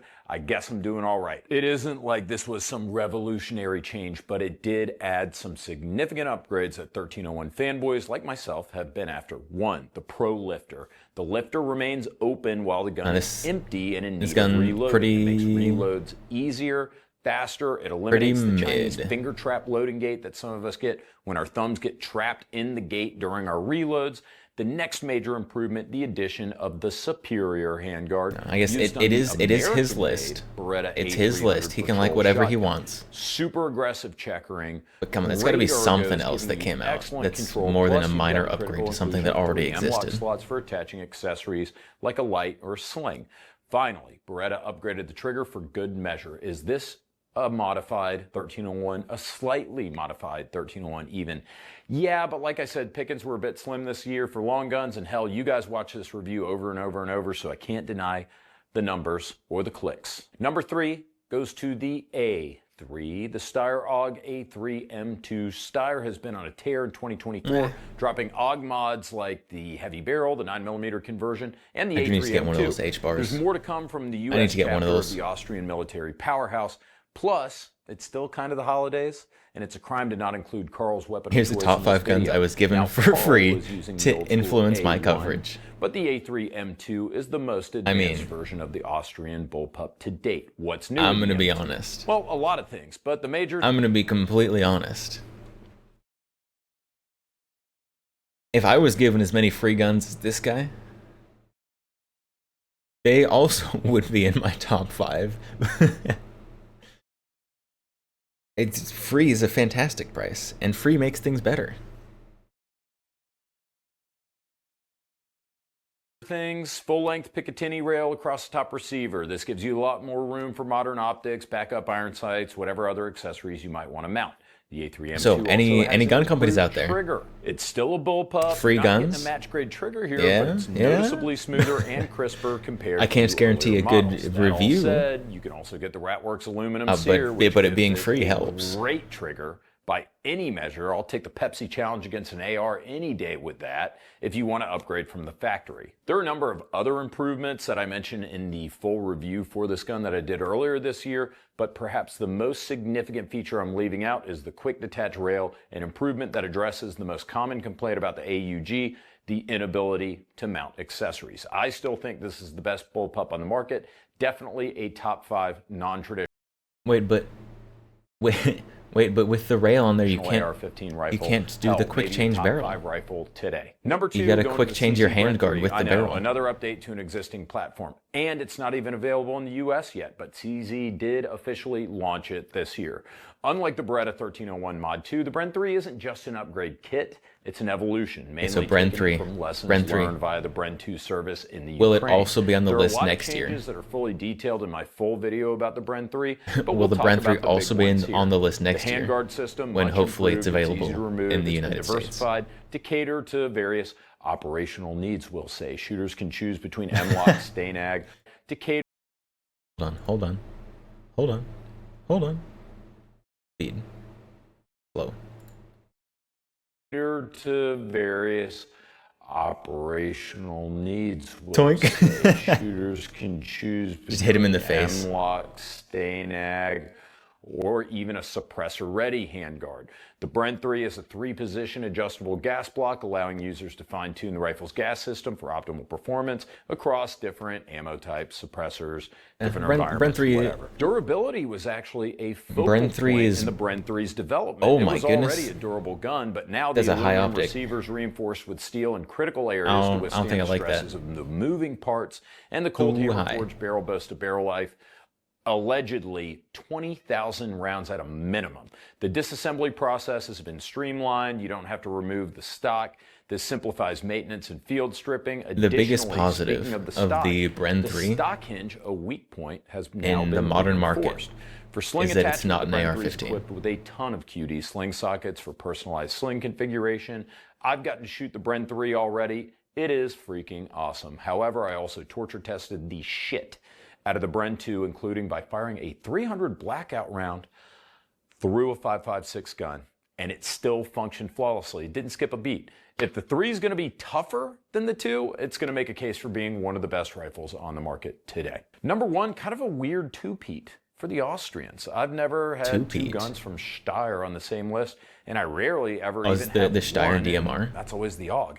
However, like I said, Steyr's turning up the heat in both sides of the pond. A couple of years ago, Steyr showed off a concept DMR at These are EWA. neat. They said was going to weigh under 4 kilograms while shooting 308, possibly 6.5 Creedmoor, 6.8 by 51, while having some AR-10 I know I've seen this. compatibility, being a But can short-stroke normal people piston-operated actually gun, get these? but with a folding stock, all of that, and they claim it was going to be able to shoot sub-MOA groups. They accomplished this with the new Steyr DMR. The DMR has been issued to EKO Cobra in Austria.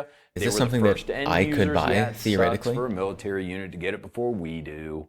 But at the same I time, wouldn't buy gives it, 'cause it still has an manufacturers AR ability stock, to rapidly and I just make refuse. improvements from feedback received from operators in the field using doesn't the need to have rifle. an By AR the time it stock, hits but the the used civilian one. market, especially in the U.S., it's already going to have been field tested. I'm not sure if it's going to be sold to Austrian civilians in 2024, but for all I know, they can buy them right now. I don't know. I went to Steyr What about Austria. American I got to civilians? discuss this excellent platform with them. We also got to I don't test care out about the accuracy Austrian for civilians. ourselves and managed to shoot I mean, I do a little near bit. 1 MOA groups with off-the-shelf ammo from a But I bag want it. with a low magnification optic, meaning this will almost certainly meet the accuracy specification with true match ammo of 1 MOA. This is impressive because, again, this is another piston-operated carbine that can still manage to squeeze accurate groups, even though you've got moving parts that are aligned with the barrel, like gas pistons and springs. However, piston-operated guns, also known for being extremely reliable. Think about a carbine with perhaps this is the second gun on his list of all time. The AK-47 uses a long-strip piston operating system that aren't available to buy. The Steyr DMR are going to be highly modular, highly accurate, have an operator-adjustable gas system that doesn't require any tools, and it's not a century-old piece of shit. Arguably, this is the best gun released in 2024, but as I said at the beginning of the video, it all depends on how you define released. It's a real gun. I've shot it. It's been issued to the military. It's out there in the field. Maybe it's available to European It's been a real gun for as like we speak, but 2 years. Time will tell if we get this in the US or 2025 or ever. Make sure you look out for the top 5 handguns of 2024. We might have another couple of videos before SHOT Show in January, and after that, we're rolling right. How many of the guns in this are still unavailable for people to buy?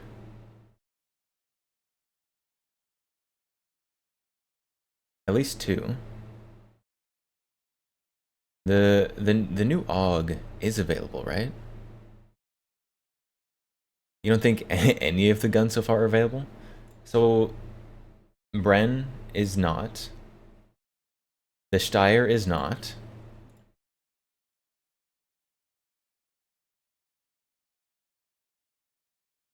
I haven't seen MR556A4. No. I have not seen the A4 for sale.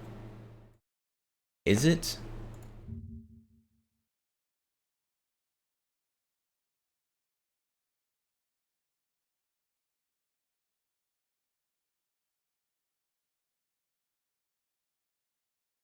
MR556 is the A4 for sale though. I'm not seeing the A4 anywhere. Oh no, there it is. There, yep. Okay, the MR556 A4 is available for sale.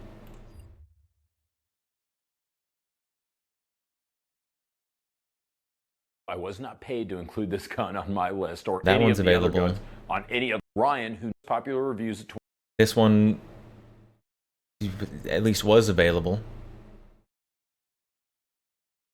Oh, this is, we've got the ATF having troubles with this little bit on the end. Well, you guys watch this review. The AUG. AUG mods were a bit slim this year for long guns, and hell, you guys watch this review over and over and over, so I can't deny it or the clicks. Number 3 goes to the A3, the Steyr AUG A3. The Steyr AUG A3. Is the Steyr AUG A3 available for me to buy?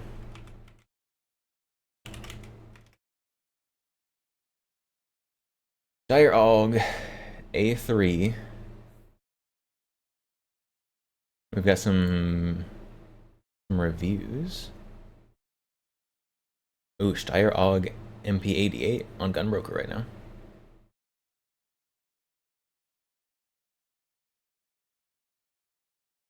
Yeah, Steyr AUG A3 available for sale. So yeah, only almost half. Only almost half of them. Not that you remember seeing. I mean, the AUG A3, obviously it's being touted as like bringing the AUG into the modern world. But everyone who wants an AUG wants the classic one. Not in that. Yeah, so it's not in this configuration, like with the long rail. I think you probably have to buy all that aftermarket. Maybe buy some that fell off a truck somewhere. Not sure. I'm done spending an obscene amount of money on takeout every week. Done. Okay, then don't do that. We also have, since there was so much quality content, in the last top 5, we also have the top 5 pistols. Fellas, 2024 went by so fast. It's coming to a close. We're taking a look back at what has been kind of a mediocre year for new handgun releases, in my opinion. This was a tough one to figure out. It took some late nights. It has some been a substance pretty abuse mediocre to year nail for new down gun the releases. 5 I'll be best honest. pistols of 2024, but here we go. Number 1, 3D printed Glock with a 3D printed suppressor, aka the Lil Luigi. Just kidding. Just kidding. Based top 5 gun. You hate the smug tactiturd? Number 4. I mean, he's got almost 1.5 million subscribers, so I can't hate him too much. 5. We've got the Ruger and Magpul He's doing something collab right. pistol, the Gen 3 Glock clone, the RX.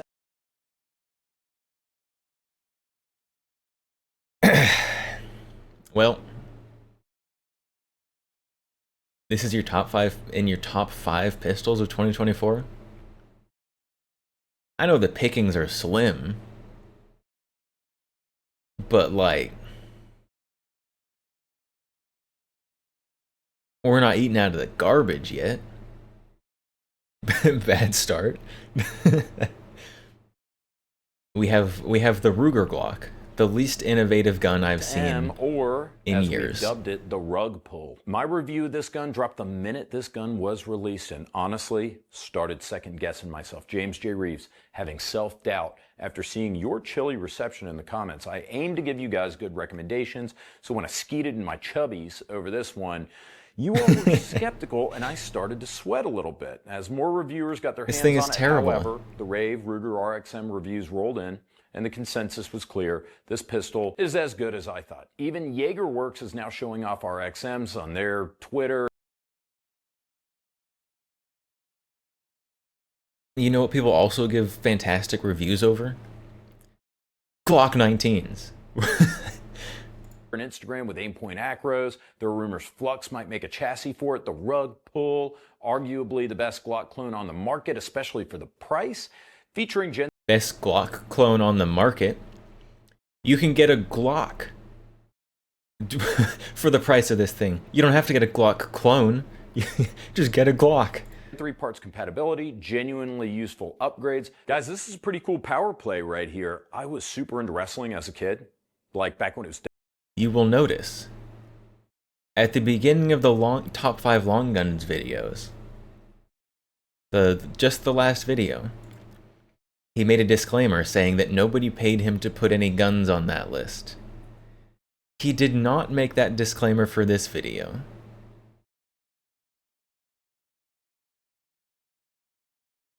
Food for thought.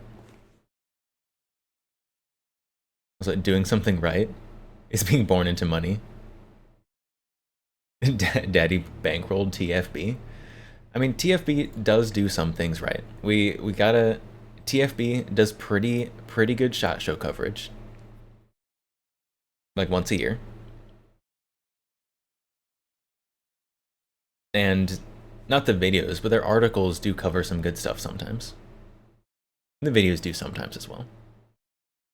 WWF, not WWE. That's how old I am. I never understood why sometimes you could like tag your partner and you'd have to roll out of the ring, or other times all right, Grandpa. you could just tag him. We want to talk about guns here, not wrestling. Talking about? The Ruger, yes. Ruger, they've got the other Glock clones in a full Nelson, while Magpul is doing those little...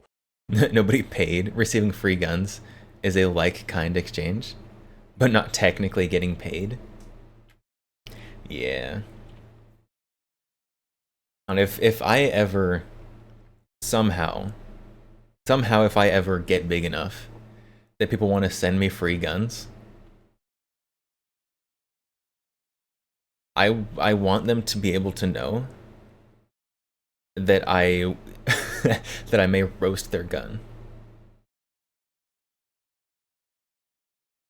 Because there's YouTubers who both like are completely willing to sell out, and also others who get stuff from people and then also kind of roast it sometimes. So, well, yes, I would love free guns. I don't want to shill something that actually sucks. If I ever did a gun review, I would do it honestly.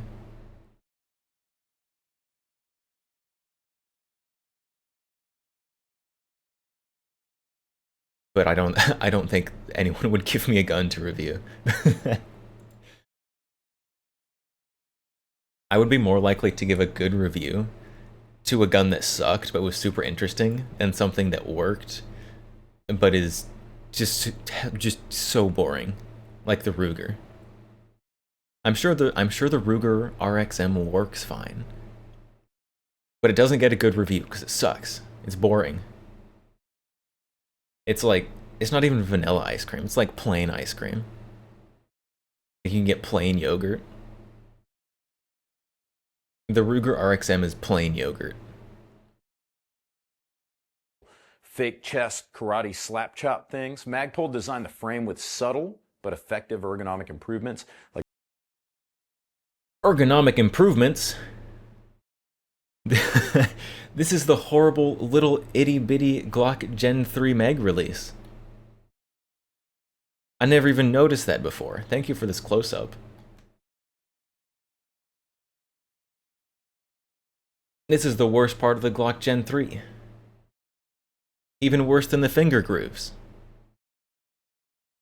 like little gas pedals, an undercut trigger guard, an internal magazine funnel, reloading easier thanks to a slightly flared magwell, but it doesn't compromise on concealment. Thanks to a slightly flared magwell? If you buy a Taurus, it has a slightly flared magwell nowadays. That's not a feature. That's like being impressed that your car comes with tires. Ability. The real figure for leg lock, though, is that the RXM uses a serialized fire control group instead of a serialized frame, meaning you can swap out frames and slides, go from subcompact to full size, even drop it into a pistol caliber carbine chassis, if those parts ever come out. It's compatible with the major optics mounting. This is super interchangeable. You have so many things to put on this, if any of them ever come out. Systems without needing stupid plates, has great sights out of the box, a better than Glock stock trigger, and an unbelievable street price of $399. If I'm a PSA dagger, my PS ass cheeks are sweating. Honestly, this... The dagger's like half that price. Sometimes the dagger is free. They just give it out with other guns sometimes. What do you mean the PSA dagger is sweating? I would rather have a PSA dagger than this. This gun deserves higher than number 5, but it's too new. We'll see how it ages, Unbelievable. whether or not we see those additional frames or we see those additional slides, but it looks promising. Number 4, controversy slot, the Smith & Wesson Bodyguard 2.0 and 380. At our shop, neutral ground. This is your controversy slot. Not the Ruger RXM. This one. This one's the controversial one.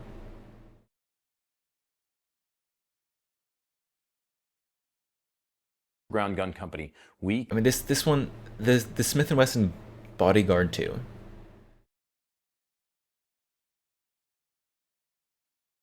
I'm not in the market for a super itty bitty tiny compact gun, but if that's what you're looking for, this is a good solid choice. Like competing with the LCP except with more features. We cannot keep these motherfuckers in stock. It is December 2024, end of December 2024. Boring is what right a large now. part of the market Every wants. one of these that comes in, we sell. It's basically a shrunken down version of the criminally underrated M&P series of pistols. This tiny gun is Finger's getting awfully close to the end of the gun there. while being the same size and the same weight as the Glock 42, which holds almost... Yeah, the market is wrong though. It's also more refined than the Unga Bunga simple but effective Ruger LCP Max. So why is it in the controversy slot? Well, Smith & Wesson moved to Tennessee. Problem is, you moved to Tennessee, you have a factory there, you gotta hire Tennesseans to work there. Tim from Military Arms Channel had a sample gun missing critical parts. I think it was like an extractor or an ejector or some shit. I saw it on social media. My review... I mean, that doesn't reflect on the gun specifically. That just reflects on transitioning to a new facility poorly. Copy had light primer strikes, failures across multiple ammo The types. wrong market pays money. This is starting to piss me off. I mean, I guess it does.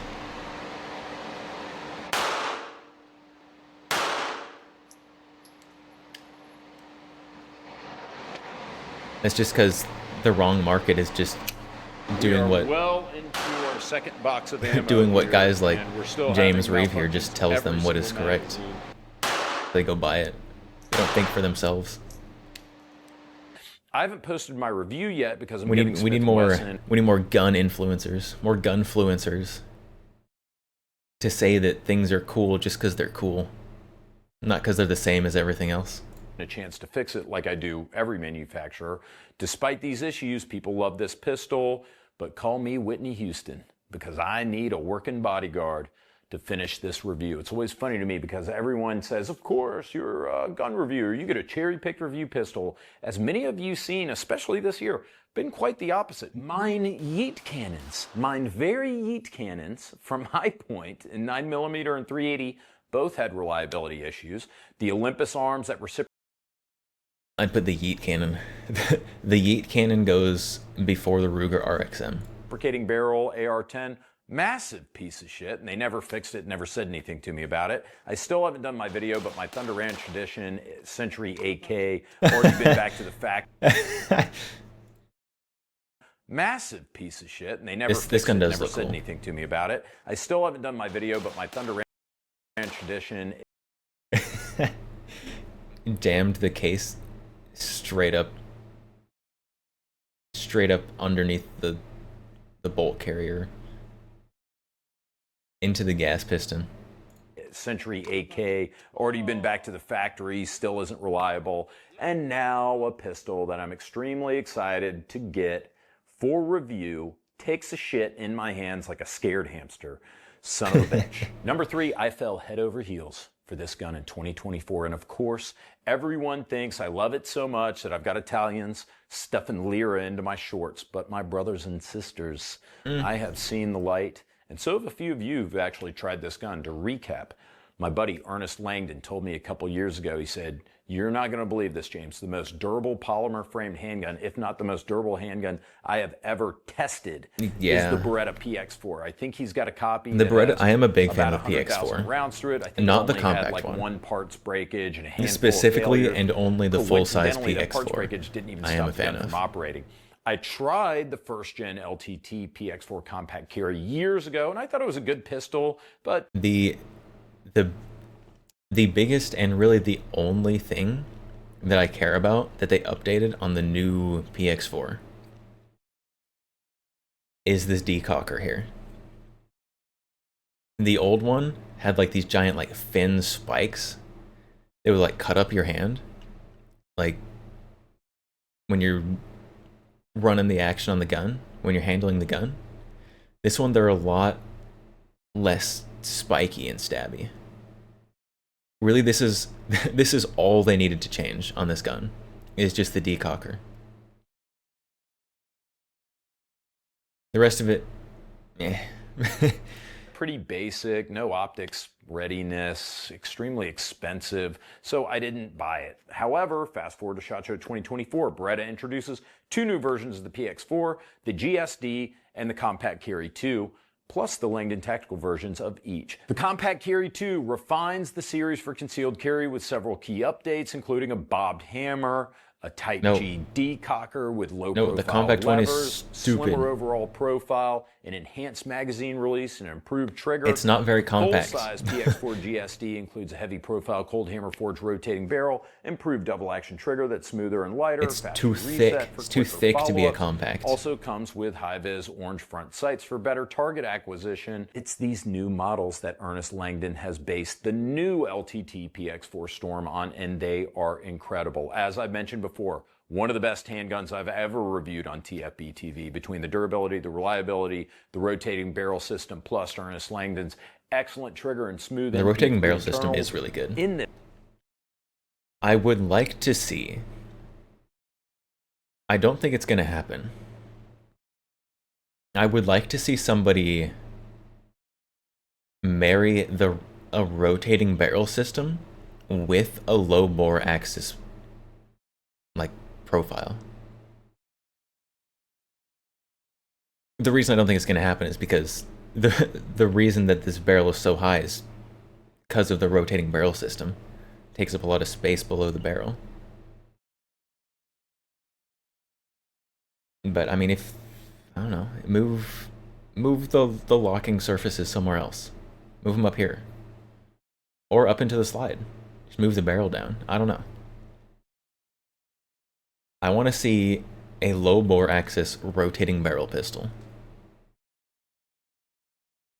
This gun, along with the addition of red dot compatibility, these pistols simply amazing. I thought these new LTTs much improved over the original LTT compact carry models. I have and carry one now. Takes some getting used to, but once you do that, whew, you get dialed in. I've been shilling these hard, but for good reason. I think this is one of those guns where everyone who's actually tried one or bought one has said, hey James, you were right with this one. Number 2, and this is pretty much fan service for you CZ nerds. You guys are unbearable. The long-awaited CZ P09C Nocturne. The Nocturne builds upon the foundation of the already solid P09, but modernizes it a little bit. Okay. Most notably, the Nocturne features factory optics-ready slide, Holosun K compatible, direct, not plate. I don't think this one is necessarily like right home about. Controls and improved slide but stop, decocker, it's probably user ergonomics, top aggressive 5 slide serrations, luminescent 3-dot sights, blah blah blah blah blah. Figured that out.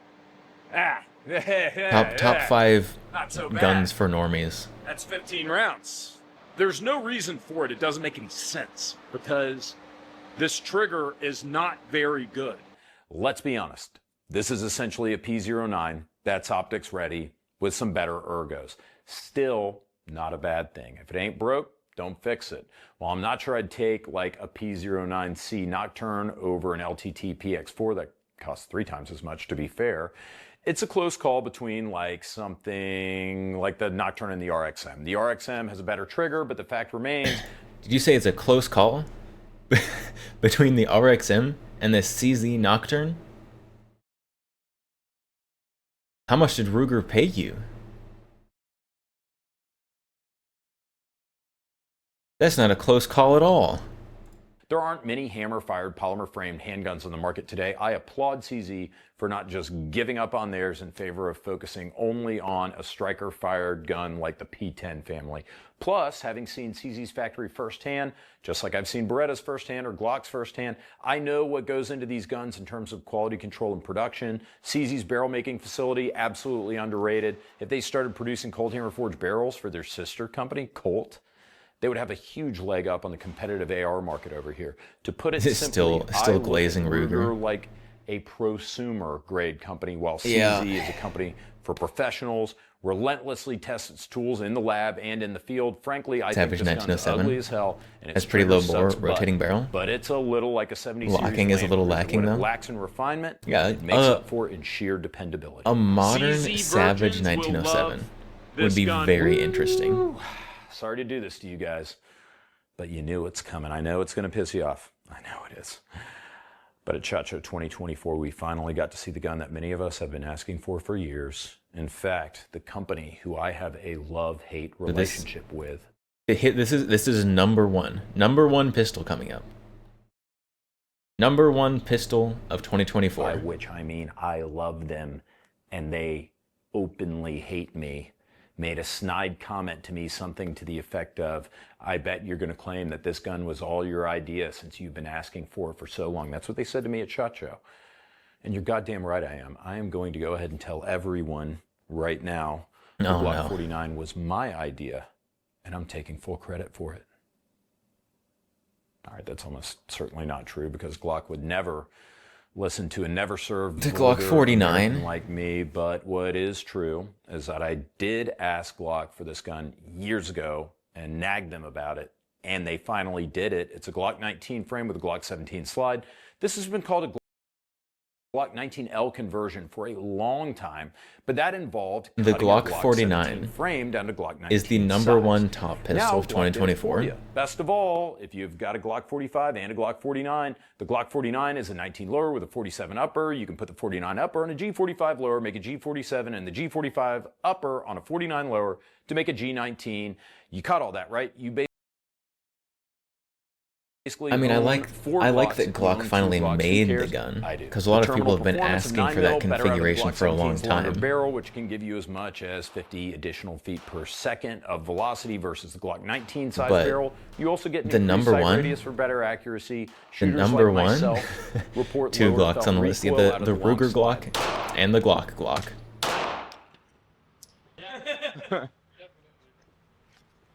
Look at this, Ryan. I think you shot the Glock before. Yeah. Yeah. The Glock 49 MOS also comes optics ready. Sure, it's got a 15 round capacity compared to the Glock Why does this 17, video not have 17 round chapters? capacity, but you can put a Why did he not put 17 round chapters in his magazine video in a talking 49, about different but you can't guns? Put 15 rounders in a 17. Now, many of you might fairly say, James, what do I care about a 5 to 8% increase in energy, slightly better velocity and accuracy, the ability to swap uppers and lowers with the Glock 45, and minor recoil mitigation? How is this better than any of the other We had guns on this the list? Ruger. James, my answer would be, The don't take the Bodyguard order of this 2. handgun list too seriously. I'll stand by these being the 5 best handguns of 2024, but I'm not too EX4, hung up on the order. There are good arguments for PZ, any of these P09 guns being Nocturne, dubbed the top pistol of and Glock. 2024, but I don't think there's any argument that you guys are the top viewers of 2024. As we wrap up the year, I'll give you my annual disclaimer. I know I come off like a complete conceited dick, but that's because I was a middle Hey, at least he's self-aware. child in a 3-boy household with divorced parents, and my mom always told me how great I was. I can't change. Okay, well, I don't want you to trauma dump on me though.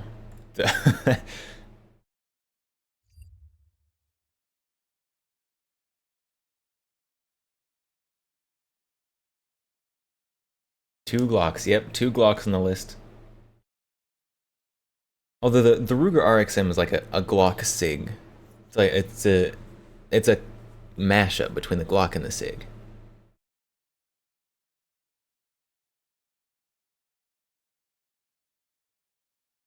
It does have the serialized fire control group, like the P365, the P320, oh no, I'm blanking. What's the Springfield? Springfield has the modular fire control group now as well.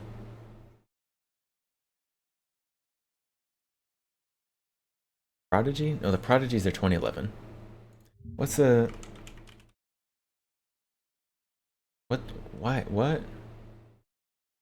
The Echelon. The Echelon. That's what it is.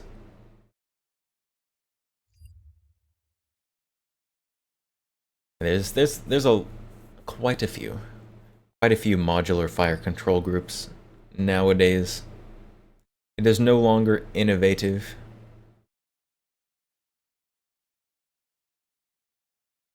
And some people love it, some people hate it, others just don't care. I am in the don't care category. Because if I want a different configuration of gun, I'm just gonna buy another gun. I'm not gonna take out my fire control unit from the frame and slide and buy a new frame and slide and barrel to put on it. You're basically buying a whole new gun at that point. Just buy the gun. Just buy a new gun.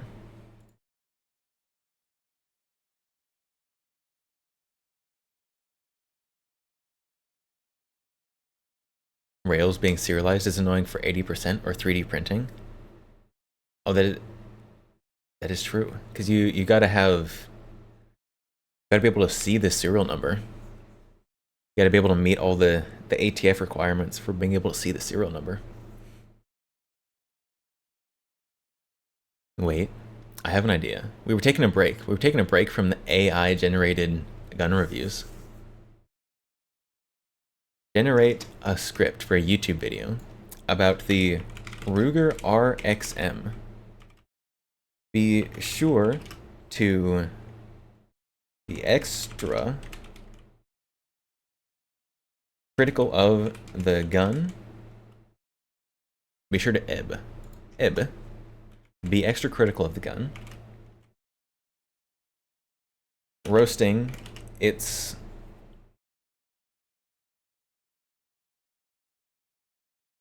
lack of innovation,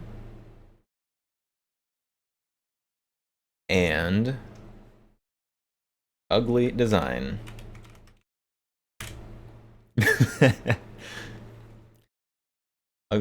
Lack of innovation, poor ergonomics, and ugly design. There we go. There we go. Let's see. Let's see how well Grok can do. Writing us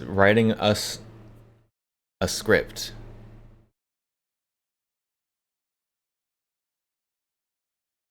Oh. There we go.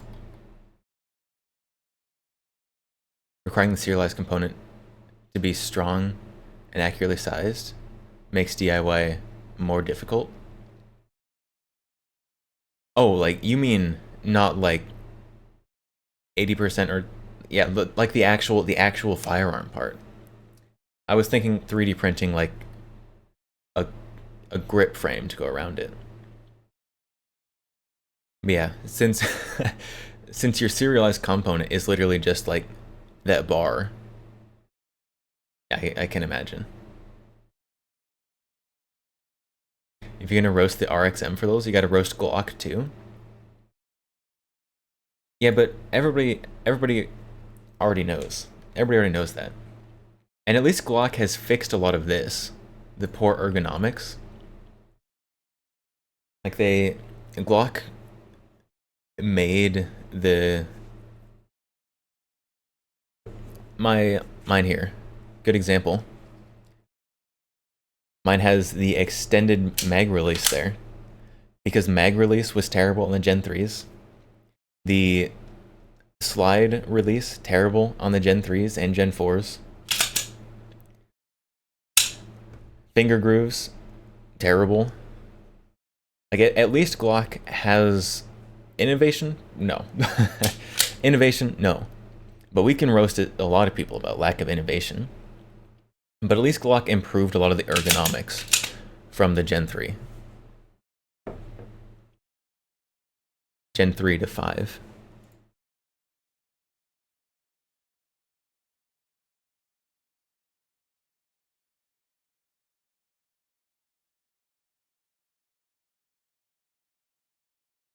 All right, let's see how well Grok does. 3 posts, 25 web pages. Oh, we've got a TFB Mr. Guns and Gear. Reddit. I recognize that, but I don't know why or where. All right, here we go. Here we go. Here's our script for a YouTube video about the Ruger RXM, the clone that missed the mark. Intro dramatic music. Welcome back to Insert Channel Name, where we sift through the good, the bad, and the downright ugly in the world of firearms. Today we're looking at the Ruger RXM, and let's just say, it's not gonna be a love letter. Scene transition. Quick cuts to RXM from various angles. Introduction to RXM. Ruger teamed up with Magpul to give us this. The Ruger RXM, supposedly a modern twist on the Glock 19, but all I see is a desperate attempt to cling to someone else's coattails. Let's dive into why this gun might just be the biggest letdown of 2024. It's pretty good so far. Scene transition. Zoom in on the gun slide. Lack of innovation. Look, the RXM prides itself on being a modular handgun with removable fire control insert. FCU? Big whoop. Sig and others have been doing that for ages. Where's the innovation, Ruger? All I see is a Gen 3 Glock with a Magpul grip slapped on. They called it collaboration. I call it copying homework. The optic cut for direct mounting? This has been standard for years. Your new feature is like bringing a flip phone to the smartphone era and expecting applause. Scene transition. Hands gripping gun. Exaggerated grimace. Poor ergonomics. Now let's talk about the grip. Magpul's enhanced handgun grip, more like enlarged handgun grip. This thing feels like you're trying to hold a brick. The texture, It's like they forgot the sandpaper and then went in with mild exfoliation scrub instead. And don't get me started on the trigger. It's like they took a factory Glock trigger, made it a tad smoother, and then decided they did enough. For a company known for decent triggers, it feels like a step back to the 90s.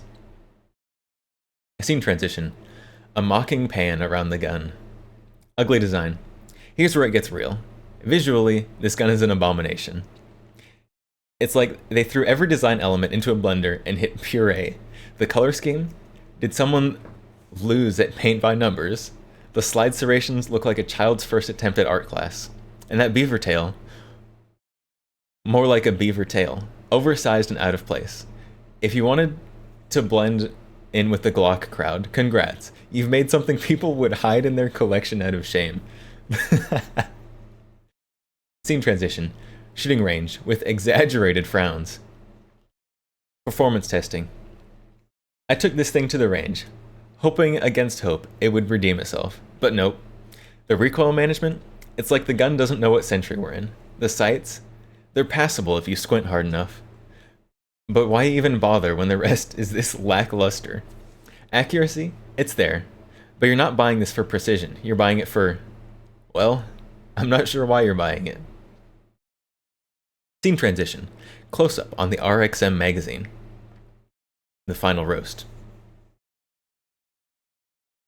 To sum up, the Ruger RXM is a gun that's trying too hard to be something it's not. It's not innovative, it's a follower. The ergonomics? Forget about it. Unless you have hands like a bear. And the design? It's the before picture in a how not to design a gun guide. If you're looking for a Glock clone, there are dozens out there that do it better, cheaper, and with more flair. Ruger and Magpul, you had your chance to shine, but instead you gave us a flashlight with dead batteries. Conclusion. Back to host with RXM in hand, shrugging.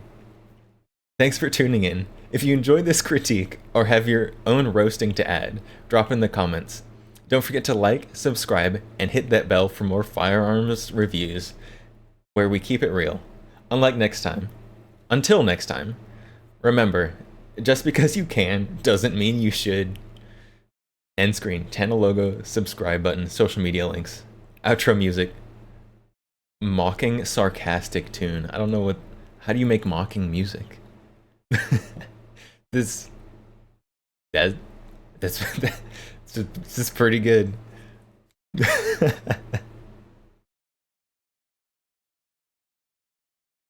I'll be honest. I think this is my favorite one so far.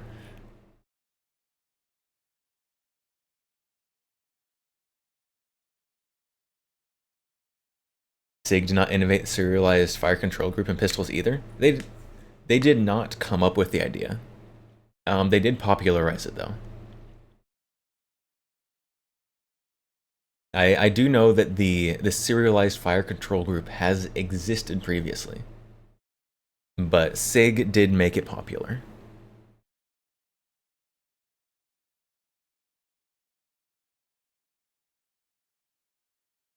So, I mean, there is, after all, nothing truly new in gun design.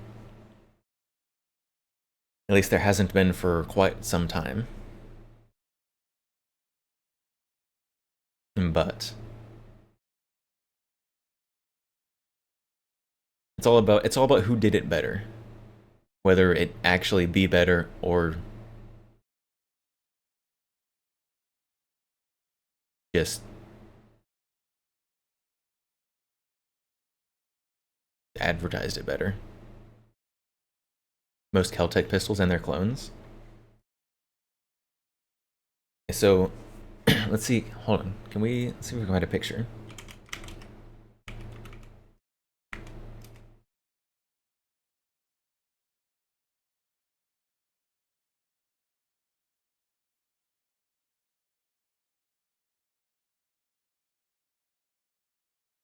So this, which is arguably a Keltec clone.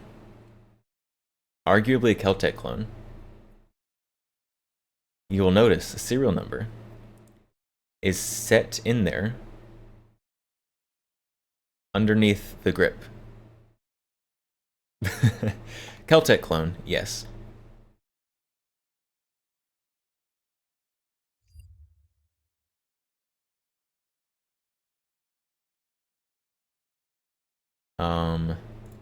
Does Keltec still sells? They do still sell the P32. I couldn't remember if they stopped making it.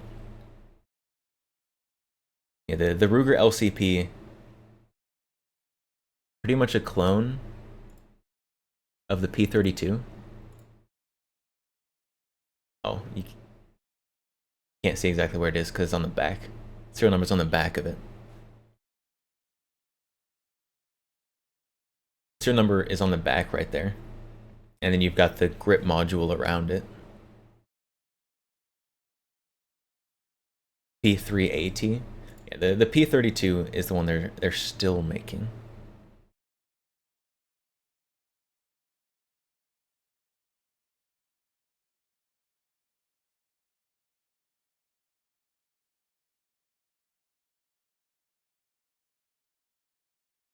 I think who else has a serialized fire control group? I think does Sky might have a serialized fire control.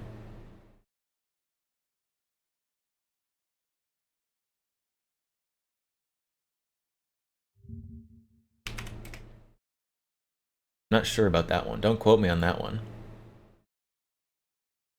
But I think they do.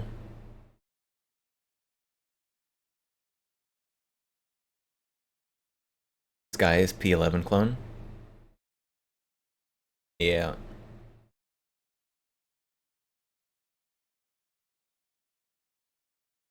Man, I did not know that Sky made that.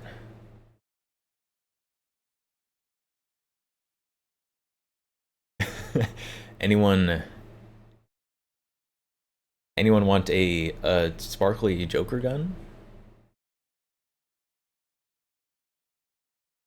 That is, ooh.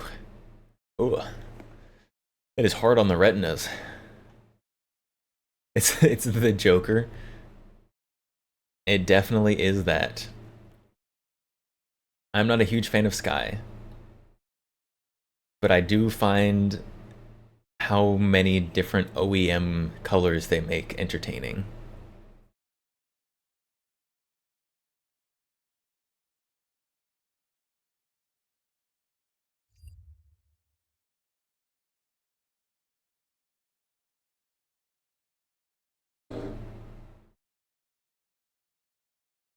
It hurts your eyes. It's not particularly wonderful on the retinas. But if you're looking for something to just turn heads, and you don't care if you're turning heads in a good way or a bad way, that's for you. That's your gun right there.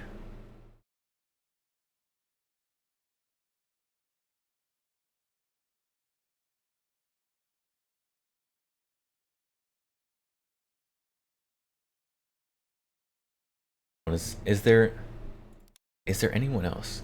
We watched the TFB. Is there anyone else who did Top Guns of 2024? Oh, Mr. Guns and Gear did. Collian Noir.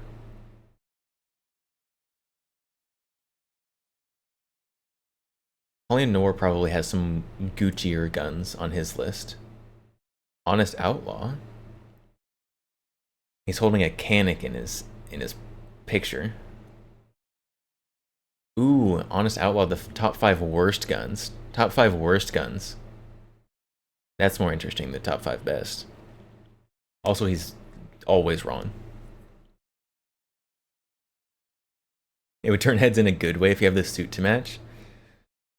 I do have a purple suit jacket.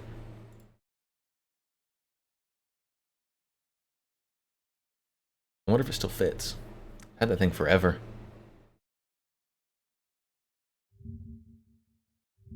All right. We've got a few lineups here. Let's end. Let's end with the worst.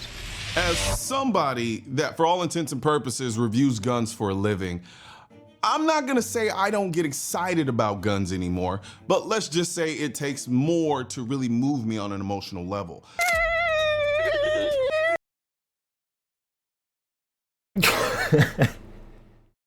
It moves me on an emotional level. Insert autistic screeching.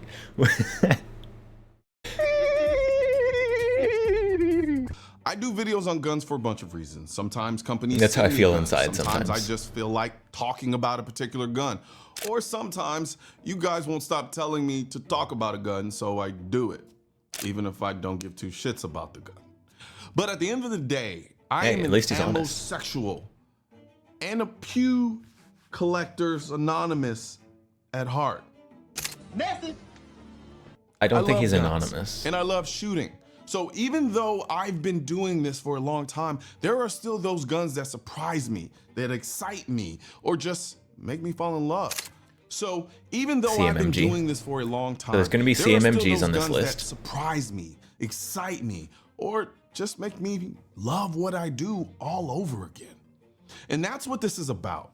I've never done this before, but I want to start something new on this channel. A yearly list of my top got 5 almost- guns that I've done videos. He's got almost 3 Not million just the guns that subscribers. came out in 2024. That's crazy. These are the ones I've shot, reviewed, or talked about this year that stood out to me. So, here it is.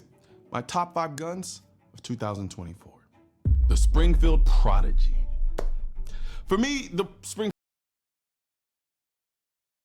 Hasn't the Springfield Prodigy been around since like 2021 or 2022?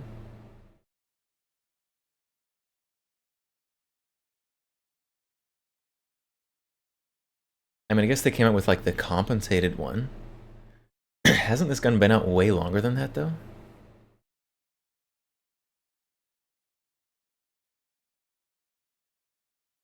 Springfield Prodigy was the first entry-level 2011 that didn't feel like an entry-level 2011. The whole 2011 craze is still kind of new, but when the Prodigy came out, I literally said in the video, if I were going to design a 2011 at this price point, it would look like this. The Prodigy had this aesthetic that I absolutely loved, and The Prodigy's when you alright. combine that with the price point, it was a no-brainer. I had it for a while before anyone even knew about it, so I had plenty of time to really fall in love with this thing. Shooting it felt amazing, and for the price, it blew me away. Now, I know some of the earlier batches had issues. I've heard the stories, but for me, my Prodigy ran flawlessly. I even had someone I was dating who thought hers had an issue, but it turned out she just didn't understand that 2011s aren't Glocks. These are high-functioning machines, like supercars, and so you have to treat them. And the Prodigy is fine. I don't think I call it a supercar. So after lubing it and running it properly, it worked perfectly. At most, the Prodigy is probably like a racer. Renewal Rain. If you know me, you know that I'm a sparkling water fanatic. I almost drink it exclusively. I just can't do flat water. When did the I'm happy to Prodigy have come Renewal out? Rain as a sponsor of today's video. They're a brand new drink company on the market, and their Psalm Squeeze Lemon Lime flavor packs a fresh taste with a bit of Dead Sea salt and Springfield calcium. Prodigy released. No preservatives. Yeah, the Springfield no Prodigy artificial was released in sweeteners. And as a 2022. faith-based brand, Renewal Rain brings a little extra something for believers, a reminder to renew, reflect, and recharge. If you're interested, check out the link in the description section and get 25% off of your first order when you use the code NOIR25. All the ammo used in this video They was brought released to you by variants Northrop, this year, I maker of the guess. most innovative, most accurate, and most effective bullets and ammunition in the industry. Now, for me, the Prodigy it's felt not a like it 2024 held its own gun, against though. higher-end 2011. I Sure, guess there are things that Mr. make the James high-end Reeves guns also do what they do and be what got they are. guns. But when that- I'm shooting the Prodigy, guns in his list I that don't were feel just like I'm compromising. Every time I pick it up, I'm like reminded variants why I of guns love that have been out for a I'll while. shoot other more expensive 2011s and then forget about the Prodigy for a little bit. But then when I come back to it, it's like falling in love all over again. That's why it's one of my absolute favorites for 2024. What is 2024? 2020. Learn how to speak, dude. Jesus. Anyway, this next one might surprise you. I hope it does. BNT TP9. Yeah, it surprised me too. You see, the BNT TP9 made this list, and Okay, this has got to be guns that are new to him in 2024. It's got to be guns new to him in 2024. I'll be honest, it has one of the worst triggers I've ever felt in a gun, hands down. But despite that, it's also one of the coolest One of the worst triggers you felt in a gun, hands down. You need to get your hands on more guns. guns I've ever reviewed. The GP9 is like the 9mm MP7 we've always wanted, but could never have. Next on the It's list, compact, broom handle Mauser. futuristic, and it's fun. I love the concept. That's and it gonna be just number begs one. To be loaded with We've got to lights get through and the lasers, Glock all Gen of the 1. tactical accoutrements you can think of. It's not perfect, far from And then perfect, actually. the Pretty P38. damn far And from then perfect. and then the broom handle. The trigger is awful. It doesn't like jagged hollow points. But for some reason, I can't stop wanting to make this gun better. I bought a new trigger, a B&T suppressor, and I'm fully committed to decking this thing out. The TP9 speaks And to you've my got a inner Crimson gunner. Trace red dot on It's it? not just about shooting, it's about owning it, customizing it, maybe that's just a Viridian. enjoying the idea of it. And that Generic red dot. is why I made this list.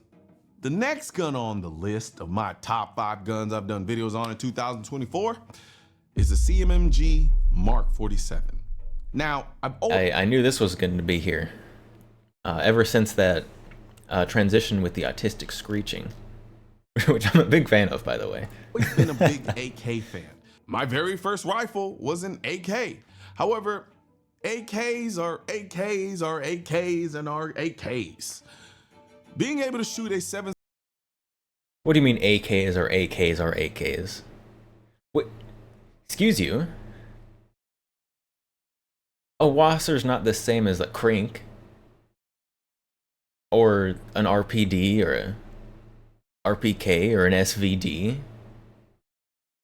Unbelievable.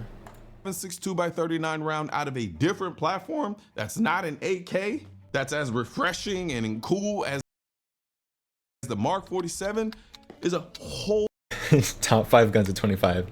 Glock Gen 5, Glock Gen 3, Ruger RMX, Glock Gen 4, PSA 556 Crank. That's it's almost 5. Oh wait, that is 5. 1, 2, 3, 4. Oh goodness! Apparently it's just me who can't count. I thought you listed like 6 guns. I counted wrong the first time. 5 guns 2025. Yep, I do love the Glock Gen 3. Just dropped in 2025.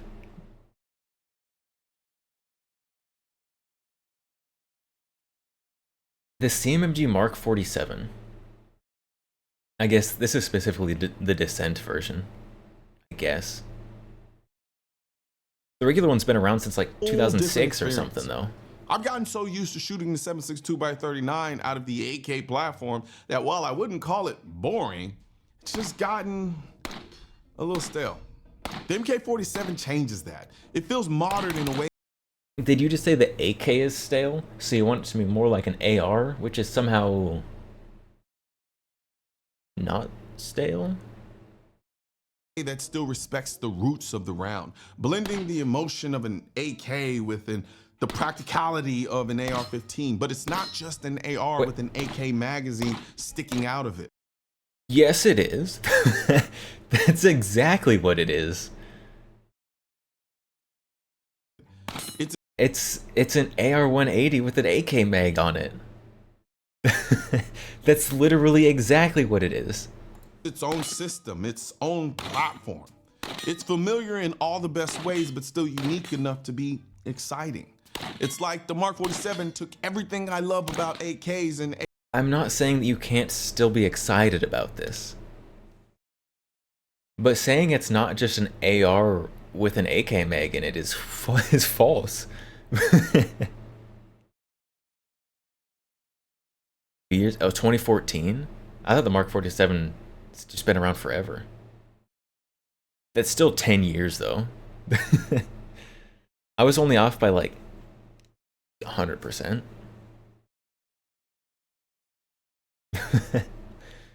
Makes you sad, the cheap Crimson Trace red dot. plays nicest with your eyes out of all that you've tried, that's a little sad. The red dot that plays nicest with my eyes is the Trijicon. I forgot the letters. The Trijicon red dot, not the pistol one. Mine's blanking. It comes in yellow.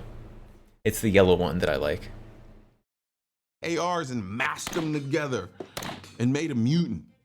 A very good looking mutant, mind you. I will say this, the brace doesn't do the gun justice. I definitely need to SBR it because I think once I get a proper stock on there, it's going to take this thing to another level entirely. And honestly, I think I might start preferring it over my AKs, though that's a hard sell because AKs have that whole legendary reliability thing. But man, the Mark 47 is just such a fun and refreshing experience. It brings a new energy to a round I've been shooting forever, and for that, it's earned a spot on this list. The next gun, this one. We've gone through 3 guns so far. This one hits in the feels.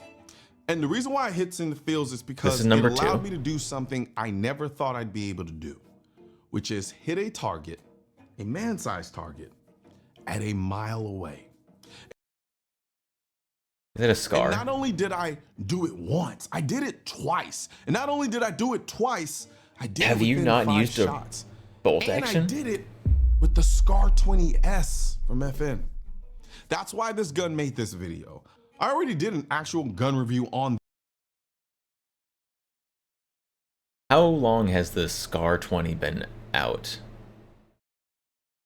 Legendary reliability. Allow me to introduce you to Interordnance. Allow me to introduce you to American-produced AKs.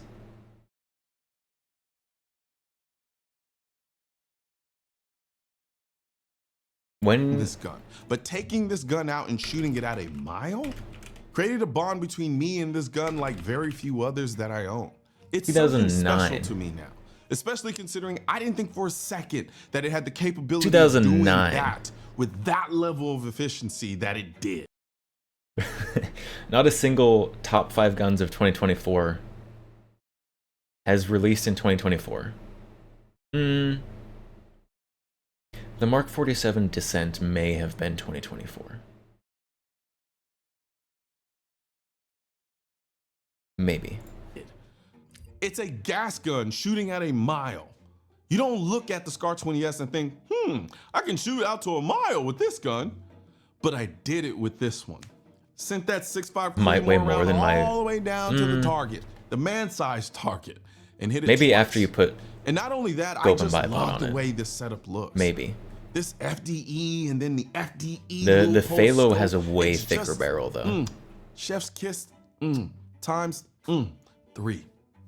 This gun just looks amazing. So much so that for 90% of the time, I let it just sit in my living room just so I can look at it in passing while I'm watching TV or doing work on a computer. That's how much I love this gun. The SCAR 20S is one of those unique designated marksman rifles that I don't think people truly appreciate. Those are 2 that are very commonly sitting around. Because this thing is awesome and it really, really has a bond with me. So that's why the SCAR 20S is on this list. Because not only do I have a bond with it in terms of the experience, but I also have a bond with it because of the way it looks, the way it shoots, because it's just an awesomely unique DMR. I love this thing so much, and it was a no-brainer. A no-brainer. Now, as for the next gun, there are very few firearms on the planet that bring out the little kid in me quite like the Ruger American Gen 2 Ranch Rifle, especially when it's suppressed and shooting subs in 300 Blackout. This gun turns me into a child. Just watch the opening of the video I did on it. Excuse me, did I hear and see that correctly? Yes, I did.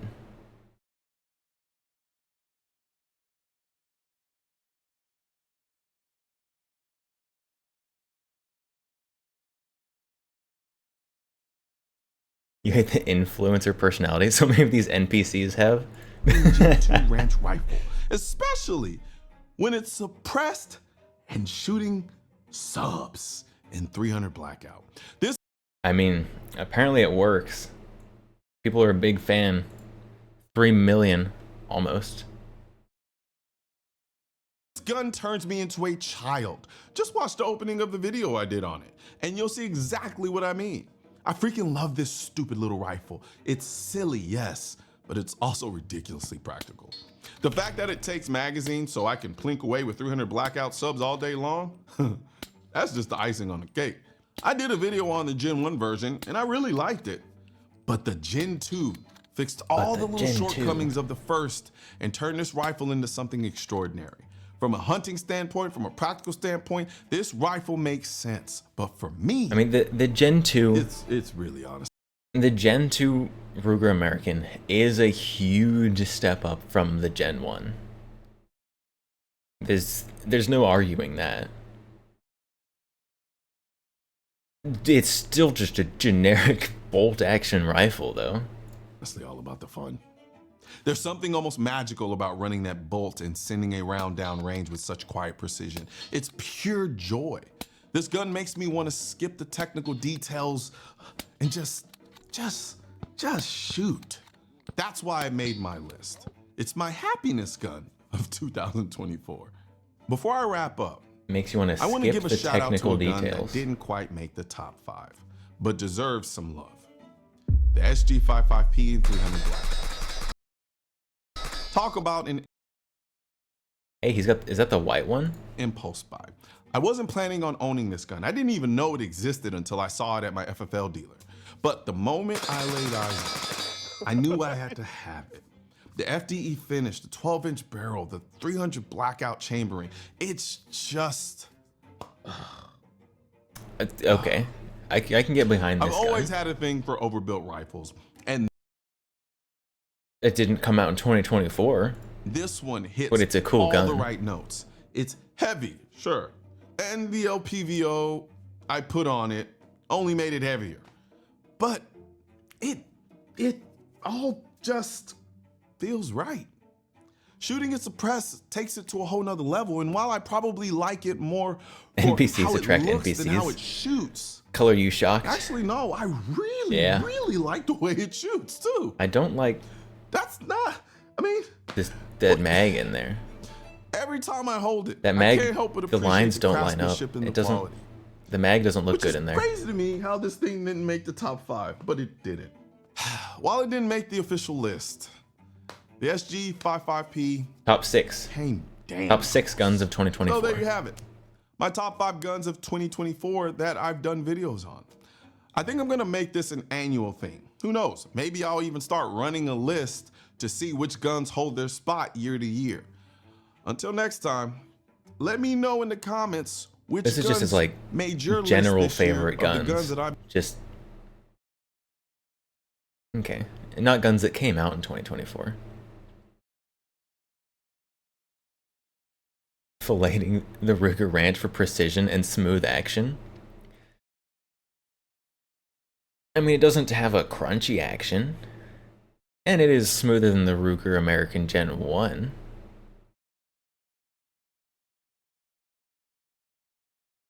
But yeah, it's no. Indoors, take your hat off.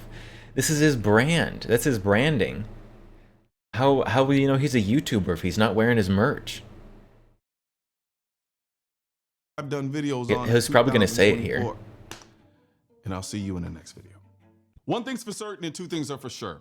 Politicians and tech giants don't want gun Oh, maybe. content to be recommended, but most importantly, sharing this video with it and stop the suppression of our two-way Shiro Sugekov just followed. Shiro Sogeki, hello, welcome. How is it going? We are currently watching watching YouTubers talk about the top 5 top whatever number guns of 2024 and making fun of them.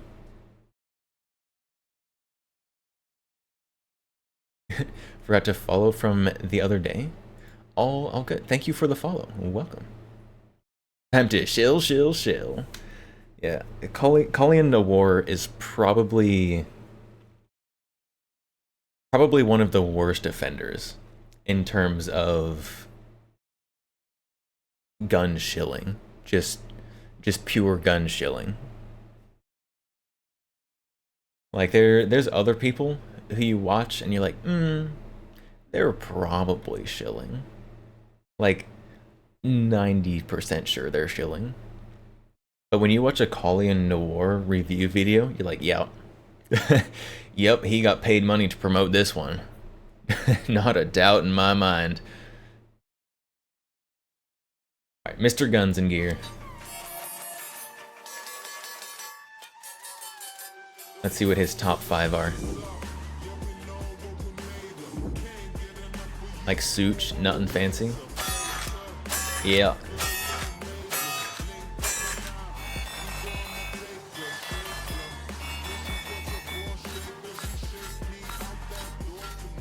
Goodness sakes. Welcome back, everyone. As you probably guessed, 30-second intro. Video, today we are talking about the top 5 guns of 2024. And his intro was longer than a lot of TikToks. Year comes to a close. So for those of you guys who have never seen one of these videos, I do them pretty much every year, have for years now. And the criteria isn't the top 5 guns that came out in 2024. Okay.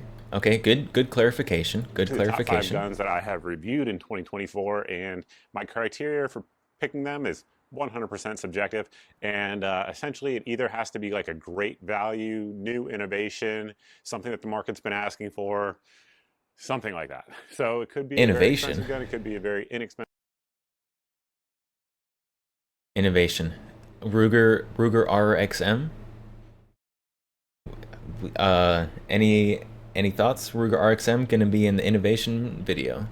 Expensive gun, it just has to fit one of those categories. So we did over 120 videos this year, so we've been busy. Almost all of those are still up on YouTube. Some of them are only on It is a lot of because videos. of the rules and all of those sorts of things. However, we have a almost ton to pick through. I went almost over this 2.5 videos a week on trying to figure average. out which ones to keep and which ones to kick out. We will have an honorable mention on this one because I just couldn't leave it out. There's just too good. How can anyone innovate on the Zip?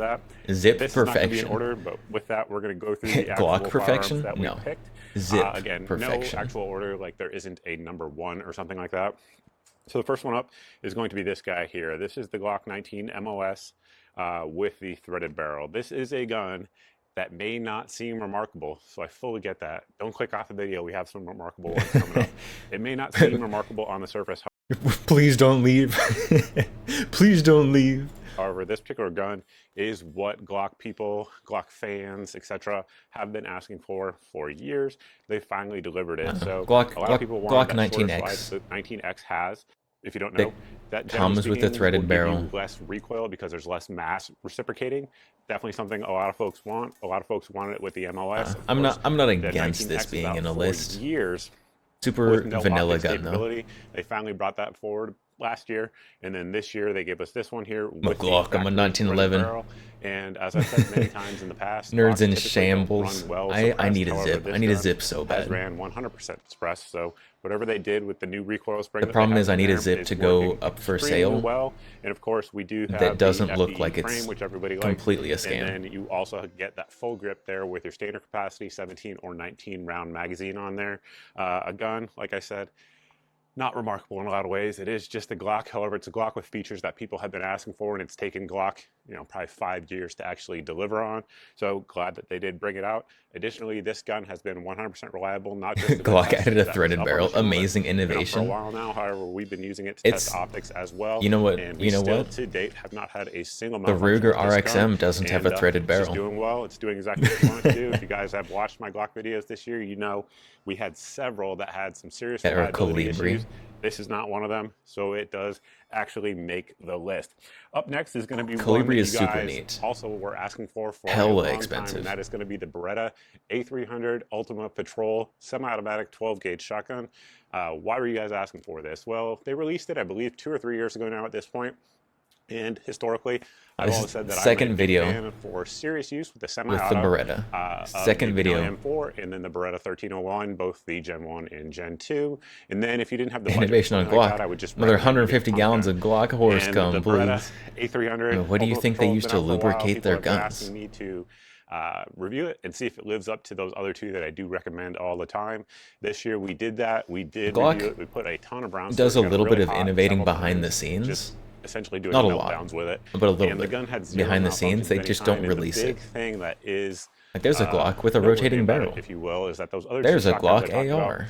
generally But speaking, retail one has price, them. you're going to be somewhere between $1,500 to $2,200 doll hairs. That's the new term that we're using on YouTube The because we threaded can't barrel say before actual prices 2025, anymore. guaranteed. But that's the amount Before of doll hairs that you're 2025, gonna be too looking late. at with those ones. However, We're in with 2025. the A300, you're sub 1,000. Took So Glock that is a 7 big difference years. in terms of cost, and it's still expensive, 100%. It's taken for Glock a long shotgun. time, However, but at least they if you want that finally came reliable, through with it. Semi-automatic shotgun that can eat Before any end of type load 2025. that you can bet your life on for under $1,000. In my opinion, right now, it is absolutely the one to go with. The next gun Banzo, up you'll is be going right to be back? one All that's right. going to look All right. very familiar to those of you guys who have been watching the channel recently. This is one of the most recent videos I put up here on the channel, and this one is the Androcorp Bravo AR-15. And while Who is Androcorp?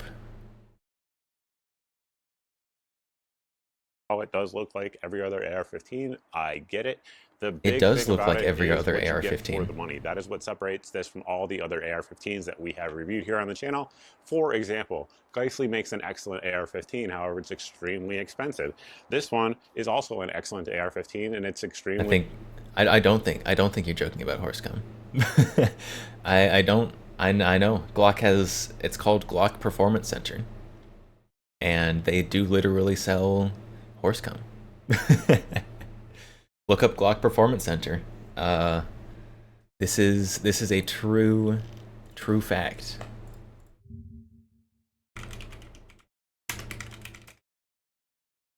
Oh, my keyboard disconnected. There we go. Glock Horse Performance Center.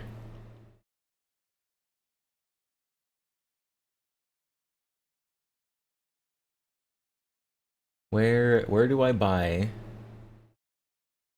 Where do I purchase my fine Glock horse milk?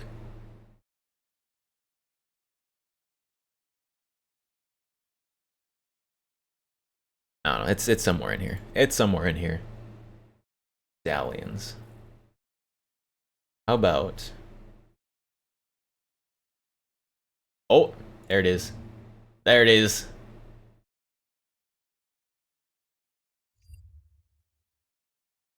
Spermaballastin.nu.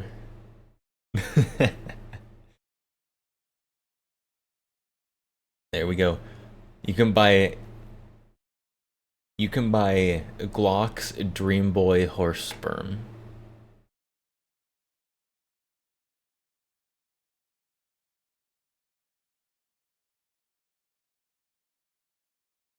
Too bad I can't read this.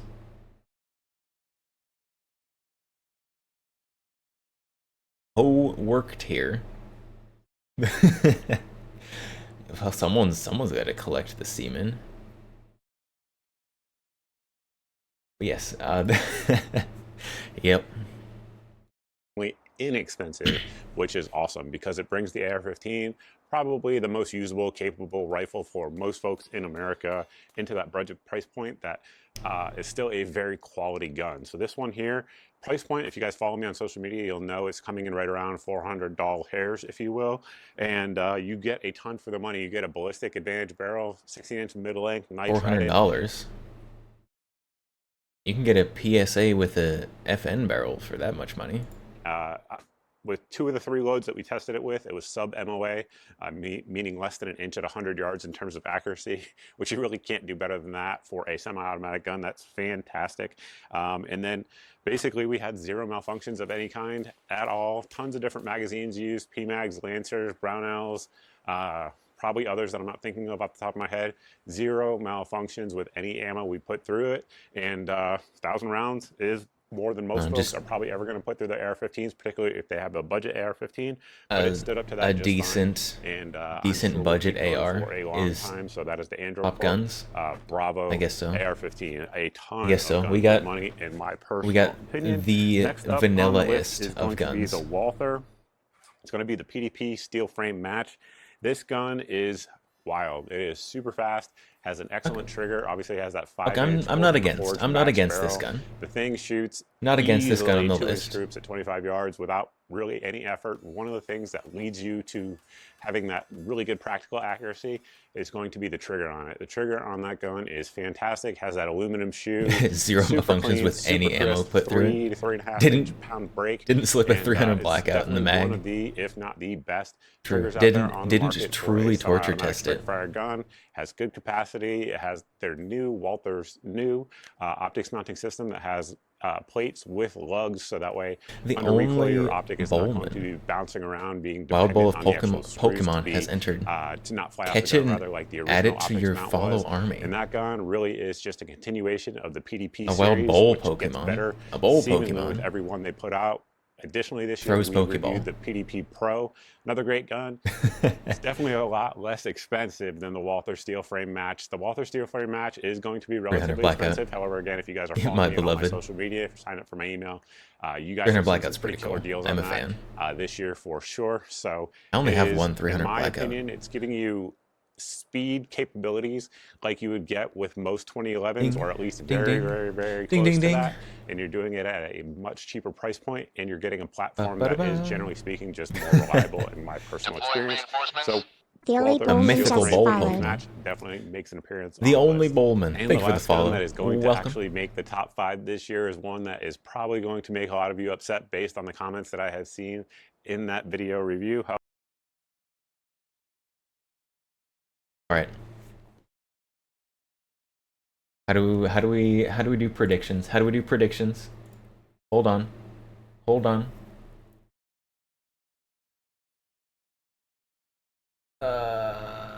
Predictions.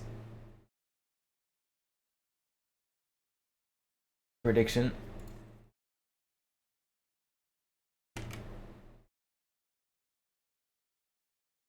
Ruger RXM.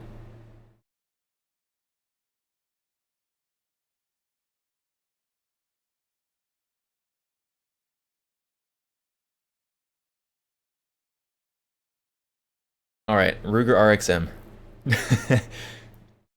He said it was going to be controversial, especially based on the comments he's received. Everybody get in your predictions now. Is it a Ruger RXM? No cheating.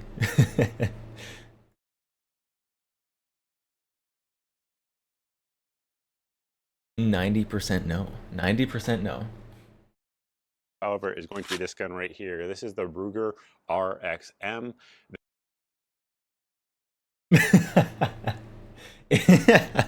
It was the Ruger RXM. This gun obviously is stylized after and compatible with most Gen 3 Glock 19 parts, and it is a collaboration between Ruger, who make obviously the slide as well as the fire control unit, which is modular and can be taken out, and Magpul, the folks here who make the frame.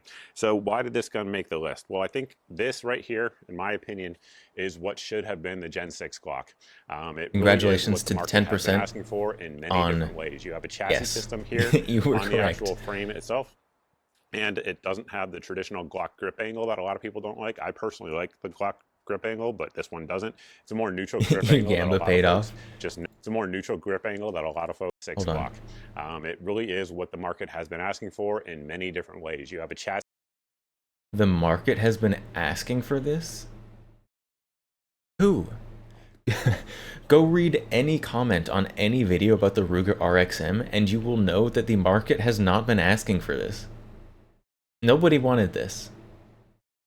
Chassis system here on the actual frame itself, and it doesn't have the traditional Glock grip angle that a lot of people don't like. I personally like the Glock.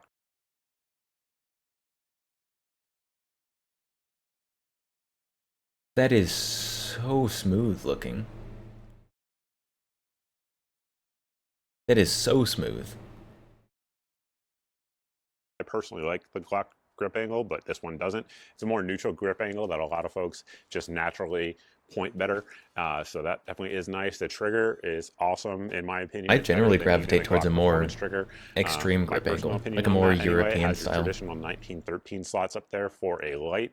Of course, we have Ruger's cold hammer forged barrel, nitrided, both I on don't the want barrel that and the straight slide. The vertical optics mounting angle. system does take either the RMR pattern, the Delta Point Pro pattern, or the Shield RMSC pattern. So probably 85 to 90% of the optics out there on the market will work just fine in this gun. You also have steel sights, something Glock doesn't do, at least not on most of their models.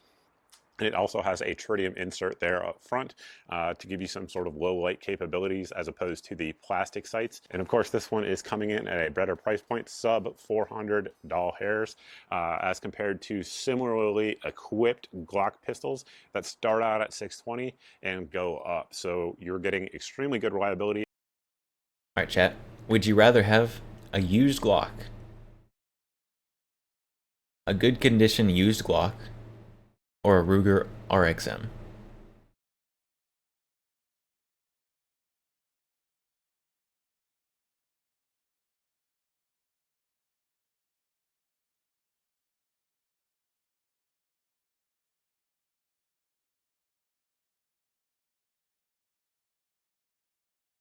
I don't know how to do a poll. I haven't done a poll in so long.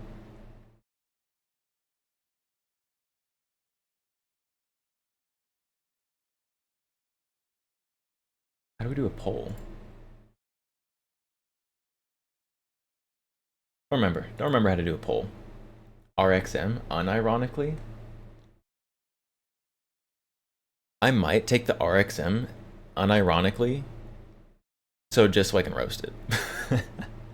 And then if it does turn out to be actually a just fantastic gun, then I would be pleasantly, incredibly surprised.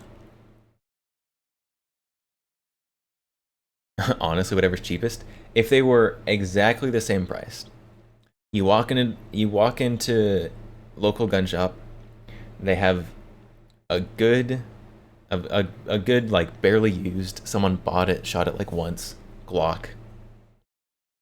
Exact same price as a Ruger RXM. Which one do you get?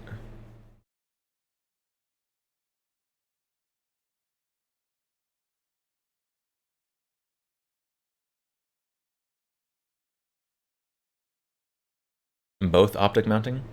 Both with optic mounting. Yeah, optics ready, because Glock does make optics ready guns.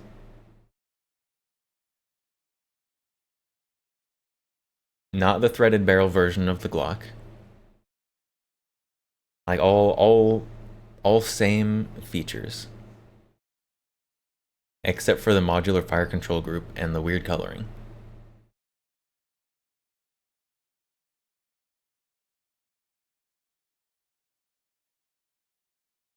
Like I feel like most people, I feel like most people, if they're gonna go buy a gun and they don't already have a Glock, like if you already have a Glock, then yeah, like don't get a duplicate of the exact same gun probably.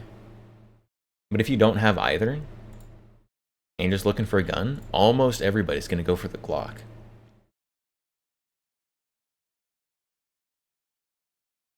Could I be wrong? Possibly. I could be wrong.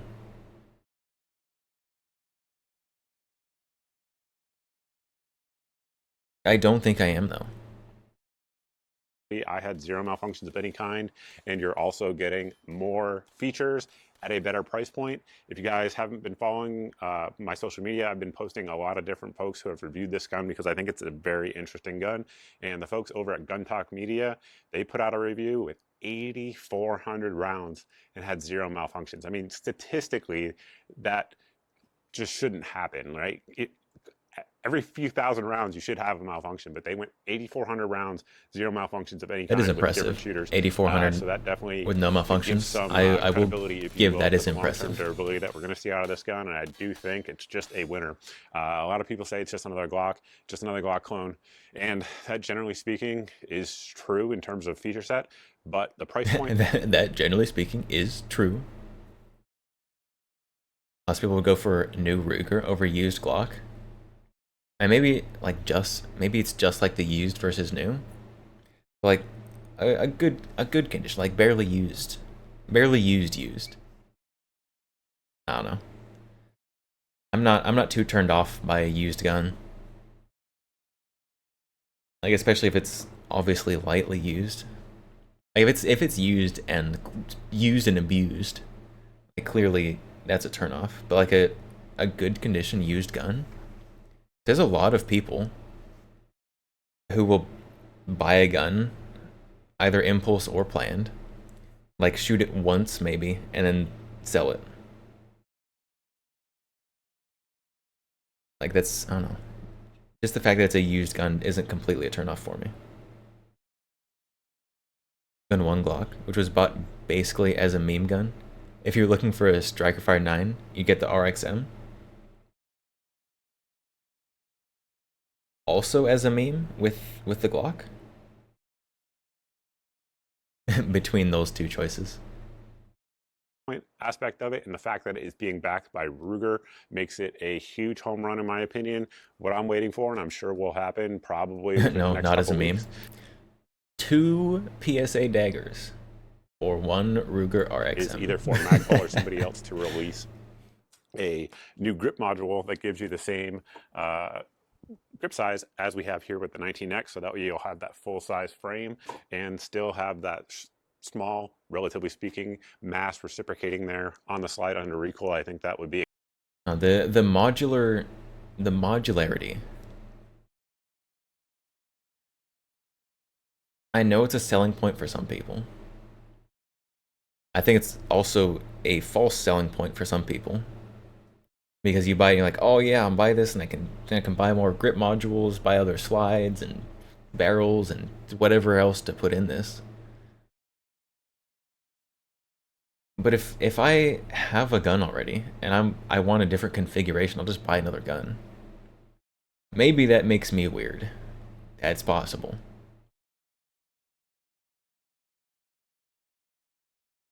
But by the time you buy all the parts for your new setup for your fire control group, you're almost to the price of a new gun anyways.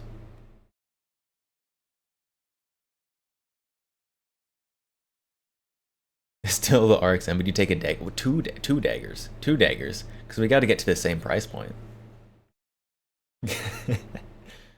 You gotta get their weekend sale where you buy one get one free daggers or whatever.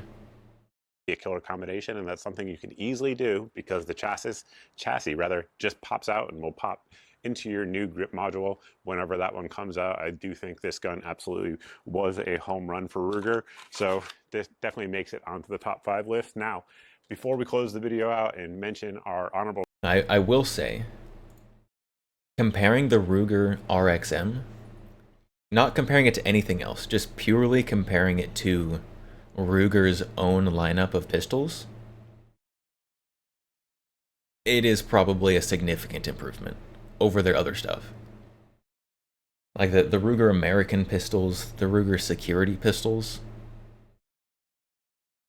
not a lot of features, very outdated, horrible ergonomics. So the Ruger RXM probably is a step forward for Ruger, comparing it to their own lineup. Practically nobody regularly swaps gun configurations in the US. That's what I thought. But like, that's one of the huge like things they're touting for the Ruger RXM and other modular fire control groups as well, like the P320 and the P365.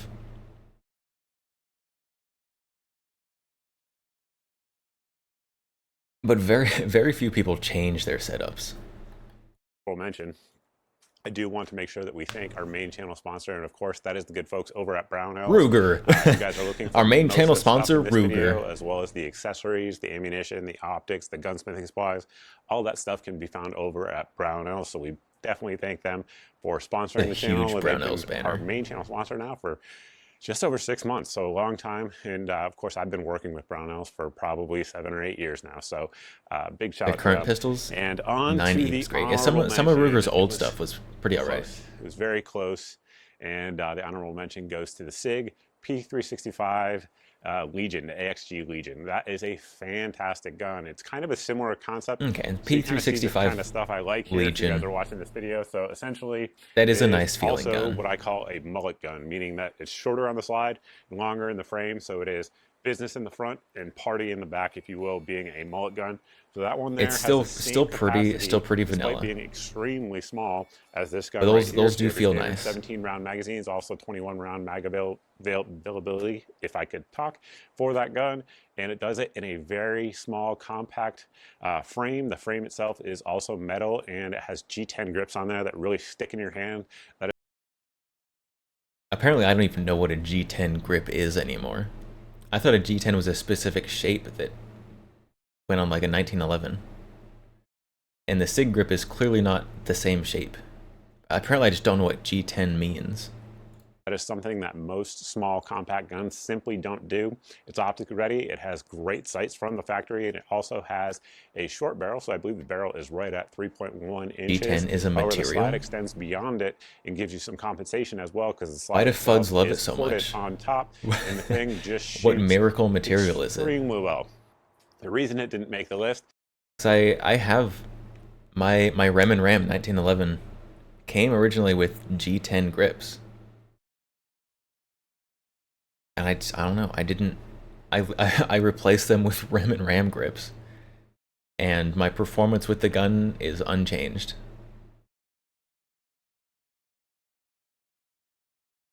is price point. So it is north of $1,000. So pretty expensive. And compared to It's some like other 1100. more budget options that do similar things, I just couldn't, that we've also reviewed as well. Like, for example, just throwing it out there, like the Canik Mete MC9L, another great gun, didn't make the list. But, you know, compared to those two, it's very close. How many and honorable that Canik mentions are is you gonna have? So much cheaper. I just couldn't put the SIG on the list. However, if you have the budget for the SIG P365 AXG Legion and it fits the need that you want from your either carry gun or do-all gun, then again, like I said, of course, all like I said, we're going to have 1 million subscribers soon. But yeah, if we missed one, let me know down below. Man, you've got the you've got the longest outro I've ever seen on anybody. Like a 4-minute outro, my guy.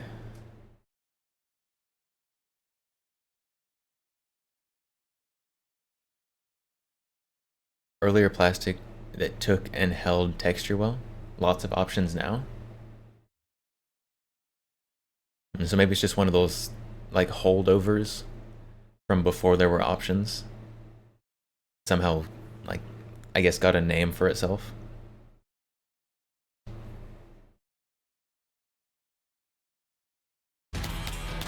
Alright.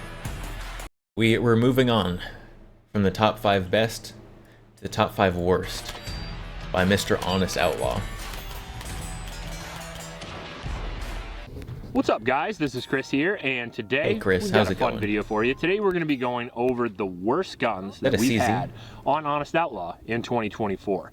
Now, this has actually been a This is another guns that he has shown in 2024, not guns released in pretty 2024. good year for guns, and there weren't really that many shit shows that we had that really stand out in my mind as terrible guns, although we have had a few.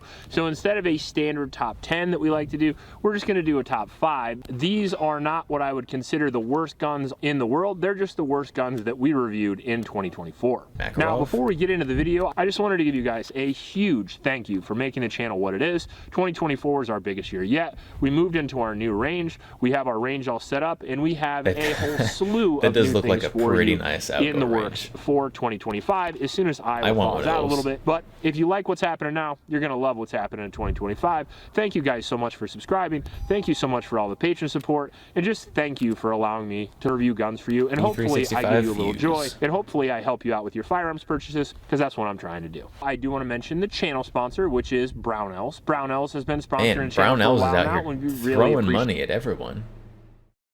Brownells has been a sponsor of everyone. I've been going to Brownells for everything outdoor that I needed for the last few years, and I really love them. They're an Iowa company. I really like people that work there, and they carry all kinds of stuff that my viewers are going to be interested in. If you want to get anything from cool range bags to swag to other stuff, check out Brownells. All right, with that being said, let's get right into it at number 5. And number 5 is going to be a hard pick for me because it's probably the most disappointing experience that I've had this year. Not quite the worst gun we've had this year, but I had such high hopes for this gun, and I was surprised that it did as poorly as it did. And that is going to be the new CZ P09C Nocturne.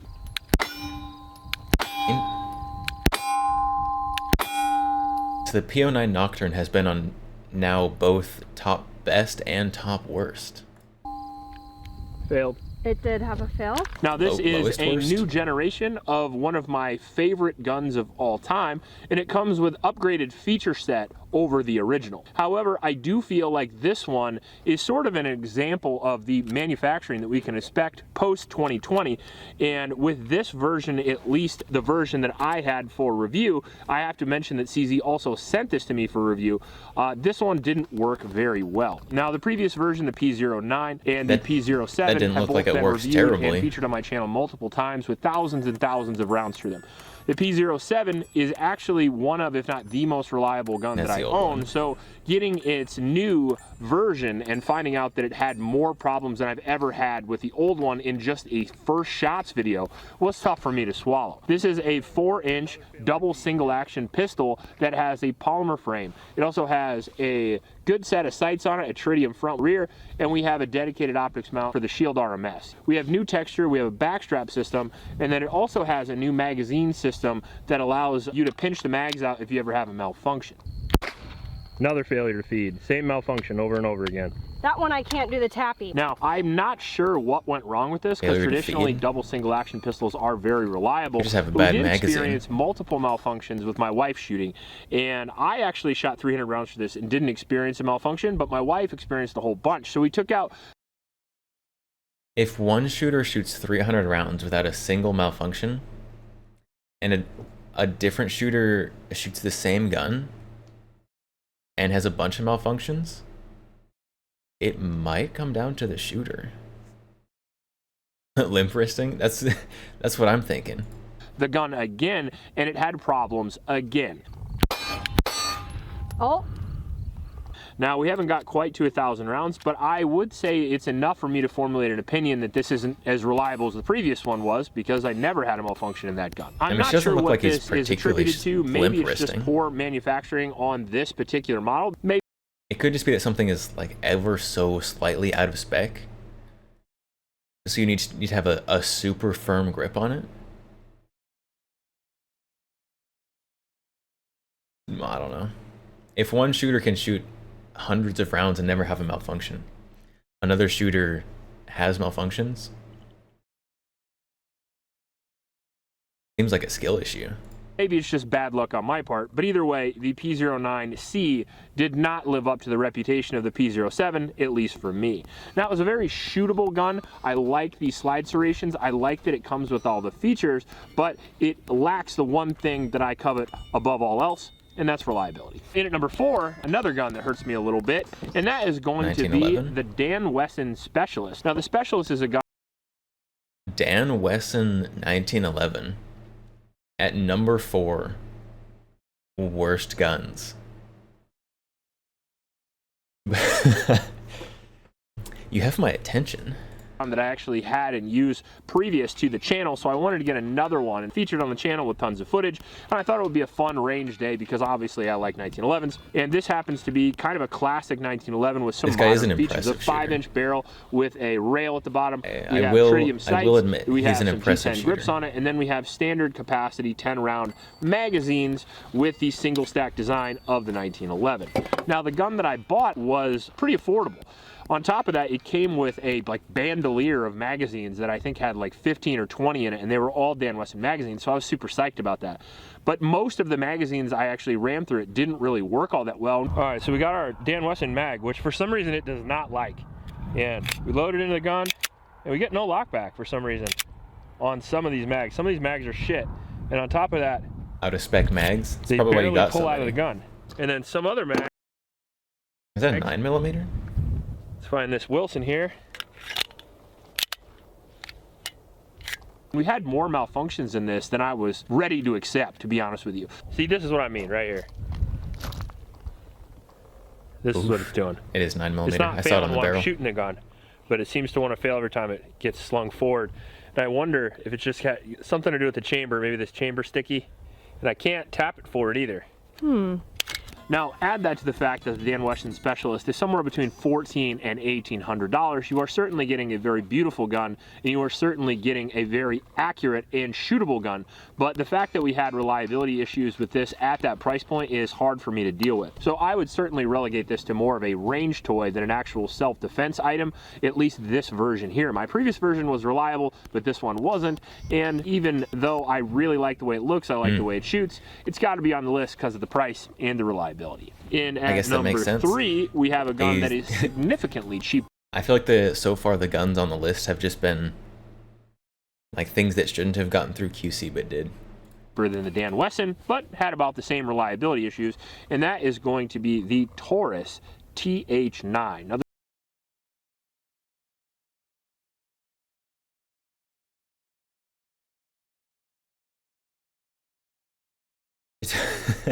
You just compared the Taurus TH9 to the Dan Wesson. The Taurus TH9 I got for under $200. Unfortunate for the Dan Wesson. So a lot of this stuff you can take with a grain of salt because $200 guns are not the most reliable guns to begin with. Honestly, most Tauruses aren't either. You kind of get lucky or you don't. All right, so what we have here, a little bit of a failure.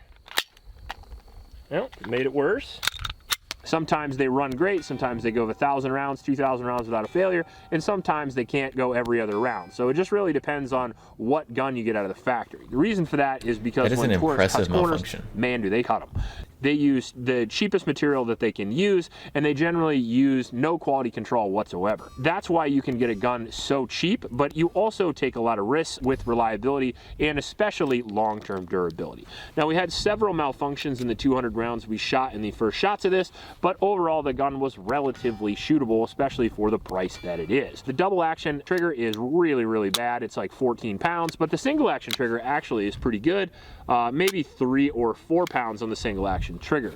The grip is okay. It does have a backstrap system, and it has pretty decent texture, along with a light rail and then better sights than you actually get on your Glock, which is kind of funny. It has a, I think, 4.5-inch barrel, and it has a 17-round magazine capacity, so in a pinch, it can certainly do the job, but it certainly isn't a long-term hand-down to your kid heirloom. It's more of a police evidence locker kind of gun. All right, in at number 2, ooh, this one's going to hurt a lot of you, but it's not going to hurt me, and that is going to be the Megalum VT just traded with 4 viewers. Megalum, hello, hello, welcome.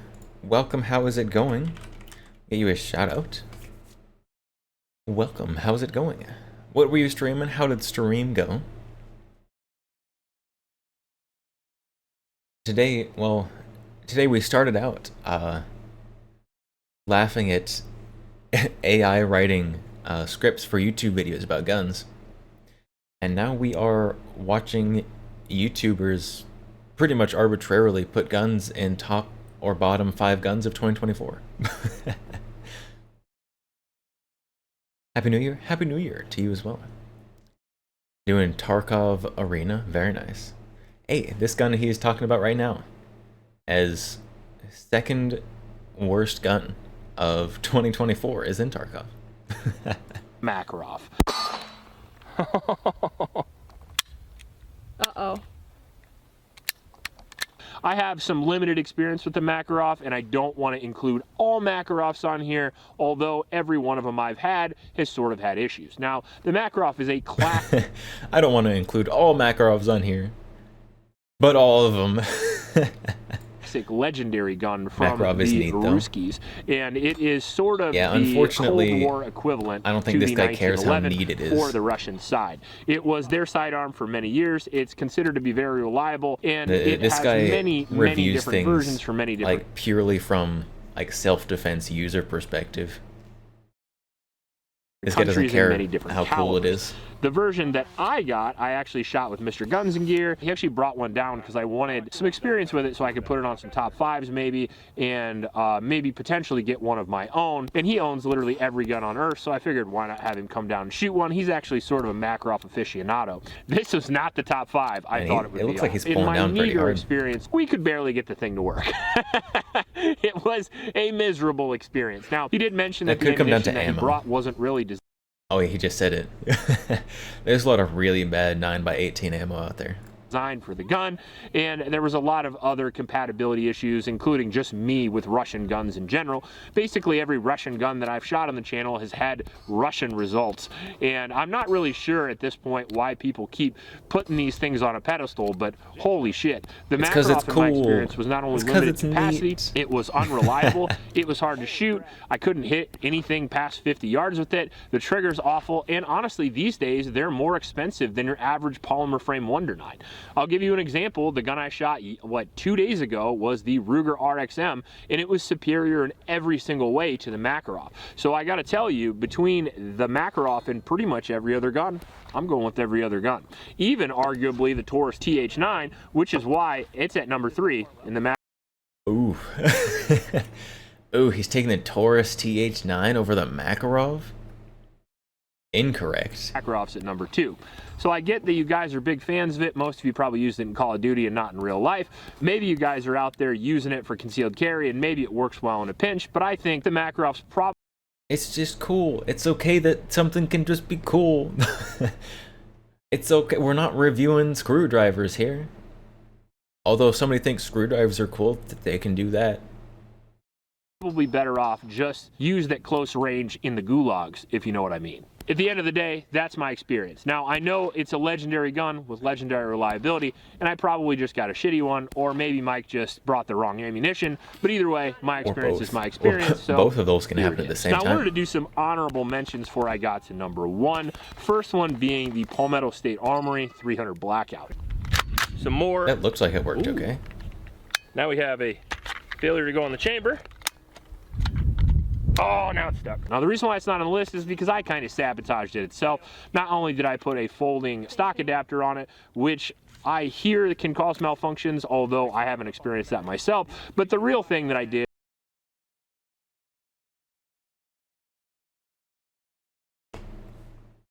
Hang on. I caused malfunctions by putting a folding stock on this, which I hear can cause malfunctions, but I haven't experienced any myself? You just said... Oh, my brain. It was used mostly subsonic ammo, when it literally says on the website that it can only run subsonic ammo. Did he just say he wrote off a gun for being unreliable and only tried one ammo type? He did say that. He said that right before he said that he made this gun unreliable by putting something on it. That everyone says makes something unreliable. And then he immediately in the same sentence said that he hasn't experienced it being unreliable. Even though earlier in the sentence, he said that he made it unreliable by putting this thing on it.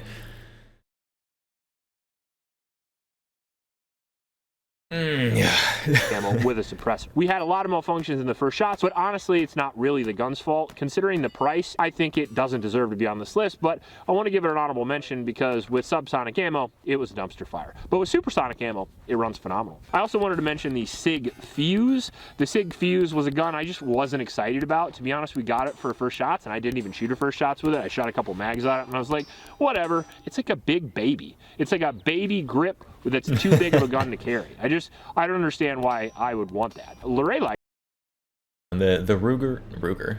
I'm stuck on Ruger apparently. The SIG P365 Fuse I feel like it is for a like super niche group of people who want something super slimlined, but also full size.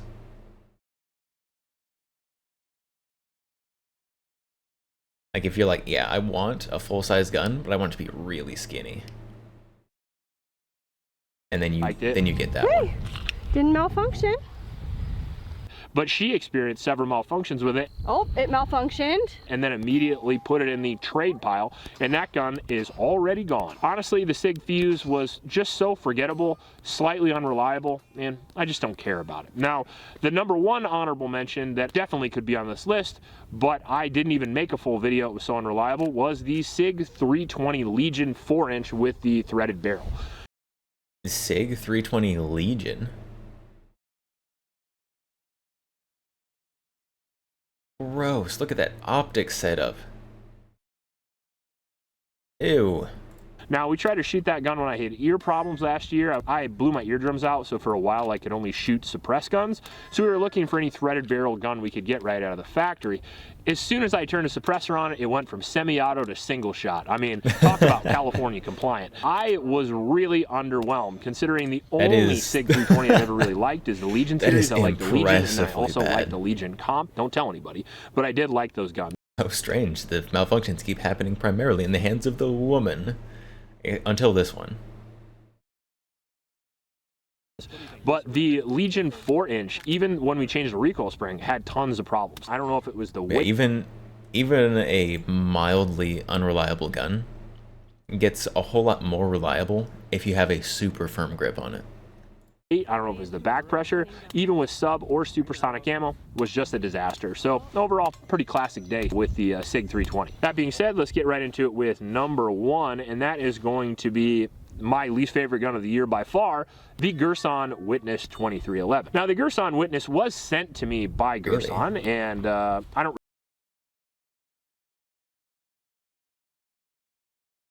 Okay. I may think some of this guy's takes. I may think that some of this guy's takes are bad. But I really appreciate the fact that he's about to roast this gun that was sent to him for free. A lot of gun tubers aren't willing to do that. Even though I disagree with him very often. I gotta give that to him. I don't really feel bad about saying this because they made that gun, they know what they did. They came out with a double stack 1911 that was affordable for everybody and that nobody wanted. I actually shot this gun for the first time at TriggerCon in Wichita last year, and I shot it with the Girsan guys, and the gun at the booth had tons of malfunctions and had tons of trigger follow. And I was like, you guys worked on the trigger and made it unreliable, so hopefully you guys have a more reliable version and maybe I could do a review of it. So they sent it to me, and it wasn't a more reliable version. It just had different reliability problems. So feel free to watch the first shots on it, but it was probably the least reliable gun that we've had all year.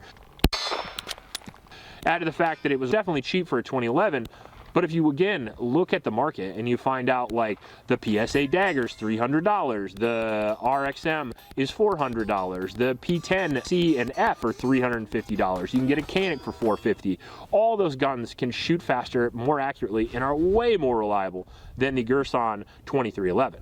Now, the only reason you buy a 2011 is because it has a very light, very crisp trigger, and they shoot very quickly with a very low recoil impulse, and Girsan managed to achieve none of that. So basically,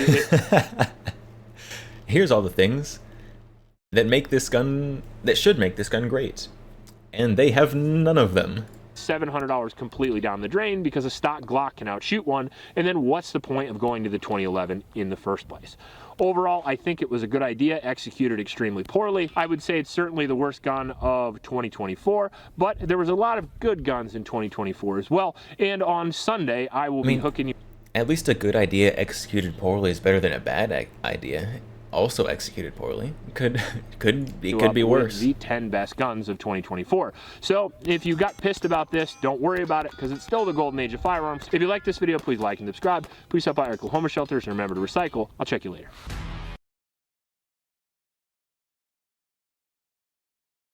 All right, well,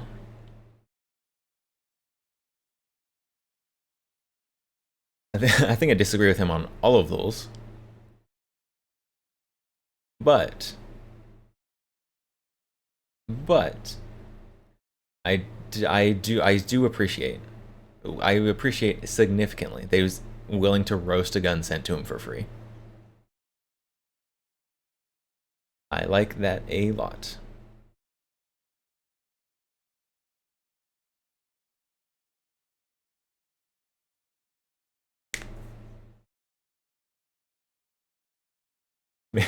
Maybe I should do a top 5 guns I bought. Top 5 guns I bought in 2024. Should I do that? I don't even have trigger time on 3 of them. 3 of the guns I bought this year I have 0 trigger time on. Because I bought them right at the end.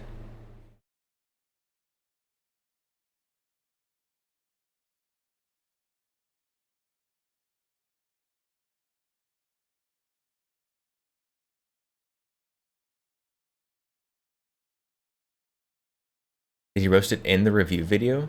He did. He did. He roasted it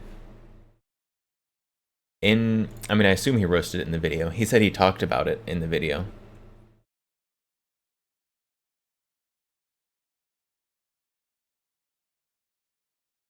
Do it. Do it now. Alright, top 5 guns I've bought this year. Hang on. I need to pull up the list. I need to figure out exactly where the cutoff is for guns I bought this year. Time kind of... I've opened 4 wrong apps before on my phone before I can get to it. I need to figure out what gun... When did this year start? This year started with the Carcano. All right. Top 5 guns of this year in no particular order. Obviously, XCR. Clearly and easily XCR.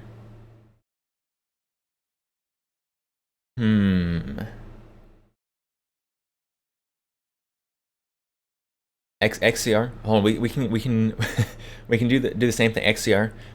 Super reliable, super accurate. You've got a lot of usability out of the XCR. Modular.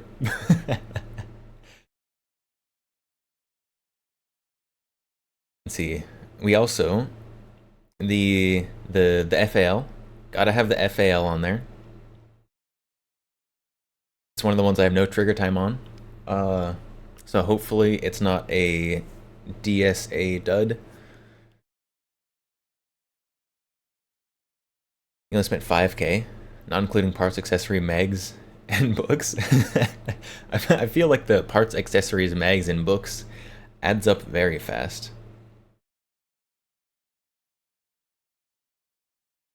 I don't know how much I spent this year. I'm afraid to add it up. I'm not going to do it. I'm not adding it up. Okay, so we've got XCR. STG alone was 6.2K. Oof. Oof.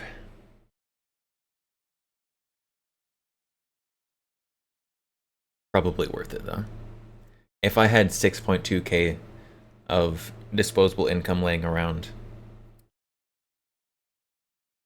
I would buy a FAMAS parts kit, but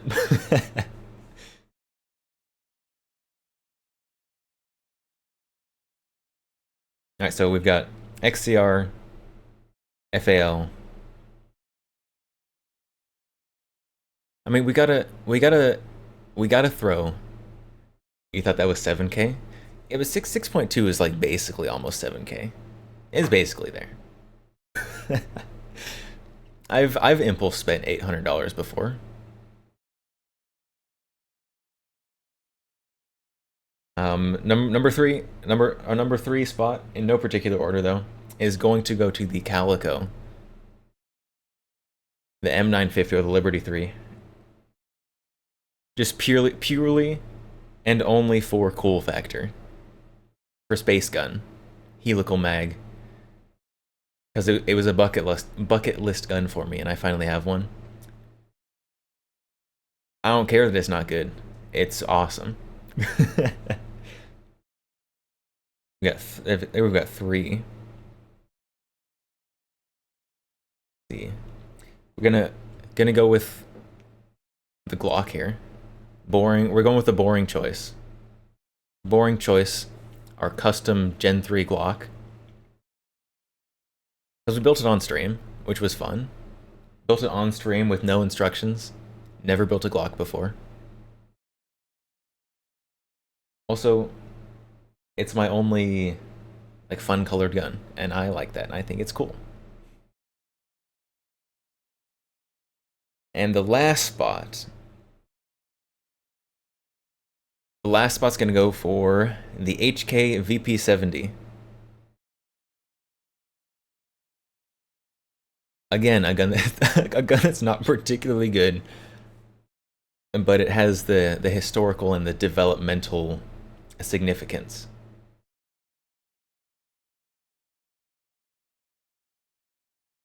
Which is very important to me. And also, I just think it's neat. There you go. Yeah, we can give the James Reeve answers for why would you put that on the list? Because it's my list. Because it's my list. 5 worst guns I've bought this year.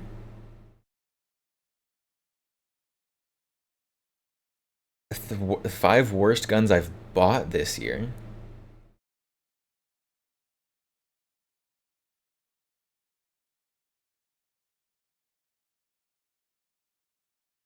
All my project guns. Because they don't work yet, and therefore they're all the worst. There you go. There you go. There's the 5 worst. Also my $50 over-under shotgun.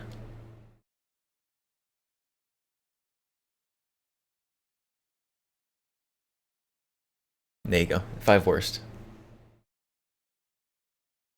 Your top 5 was STG-44, Daewoo K2, K1, Glock 19, 5.56 Beryl. Goodness sakes, I need your money. I need your kind of money, please. I need more money so I can afford that as well.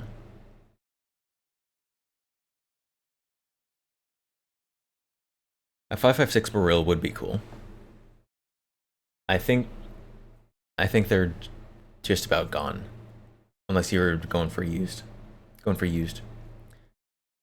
Summer edition Glocks were slept on. Maybe. What about the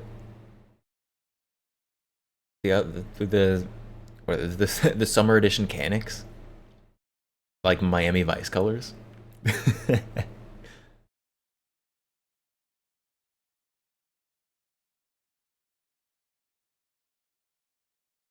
I need most of your top 5. I need the STG, I need some Daewoos, and I need a Beryl. Glock 19s are okay.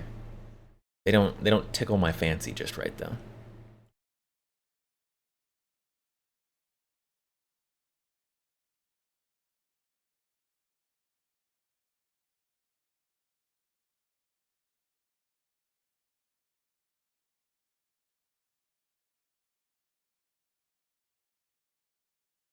There are a bunch of Daewoos on the market for a good deal last summer.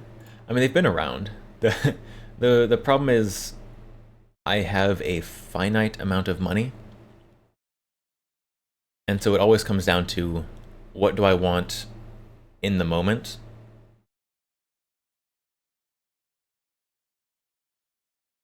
Which sometimes is an impulse buy.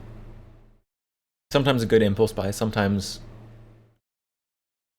not an ideal impulse buy, but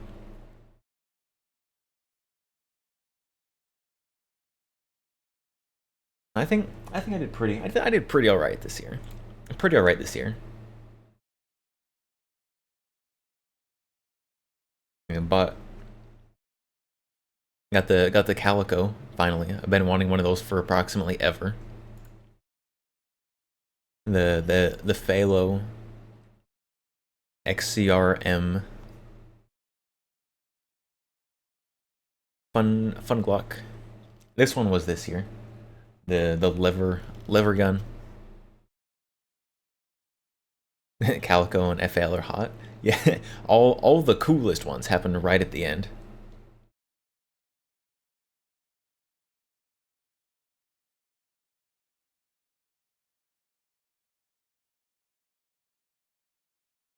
But now this next year, we'll see. Gun buying might be a little slower. 2025. So I might focus more on appreciating the guns I have. Save up, hopefully, for hopefully incoming FAMAS parts kits. I would very much like a FAMAS. The problem is, I don't think I'm quite as on the FAMAS train as a lot of people are. There's, like, I think, don't get me wrong, I think FAMAS, awesome. Very cool gun. Like, both in terms of, like, media legacy and how the gun actually operates. There's a lot of other things I want too. I don't know. We will see. We will see. But that is one of my New Year's resolutions. New Year's goals. New Year's goal seems more right. Is to like take, because I've got quite a few guns, and actually like make videos, make the YouTubes about them. XCR is basically modern FNC. Excuse me. It definitely has some similarities. For sure. Guns, specific guns that I would look for this year. Pindad. If Pindad can manage to bring something in, I want it. I also need an HK51 or derivative thereof, be it the PTR or the Century version. Hopefully the Century ones are decent and reasonably priced.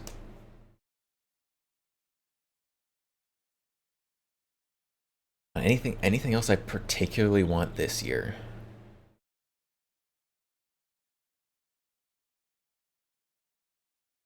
I don't know. I don't know. There's a lot of things I want, but specifically this year, I don't know. I would like maybe not specifically this year. Oh no, what are the first three letters? The Rock River PDW, the LAR PDS. The Rock River LAR PDS. I think that one is very neat. It tickles my brain just right for some reason.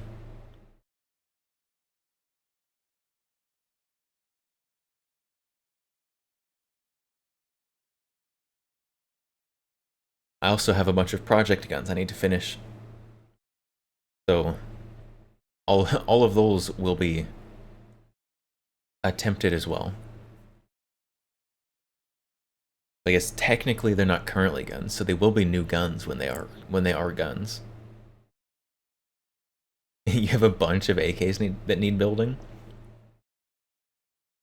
I only have one AK that needs finishing.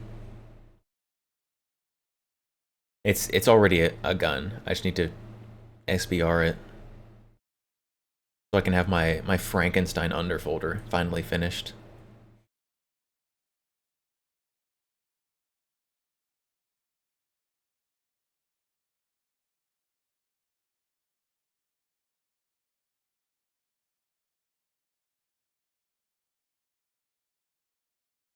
But mostly this year, I'm going to try to focus on finishing projects that I've acquired. Maybe a little less actually buying new guns. We'll see how that actually goes in the long run, but we will see.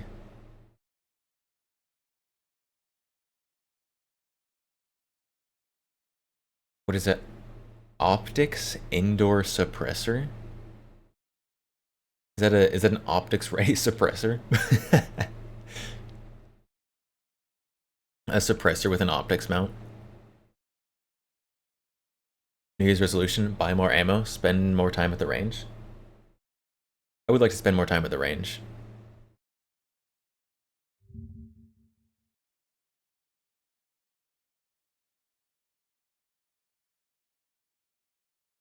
Oh, is this the New Orleans thing?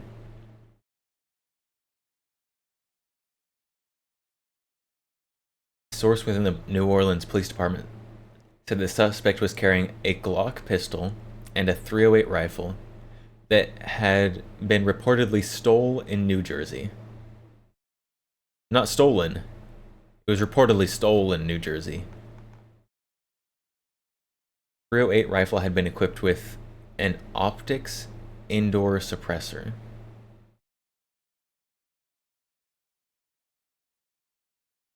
Optics and a suppressor? Optics and a suppressor? Maybe just poorly voice to texted?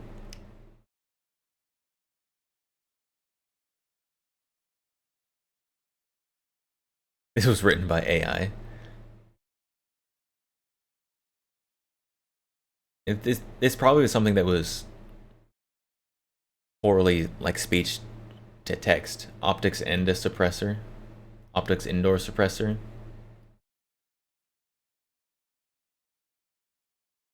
I don't know.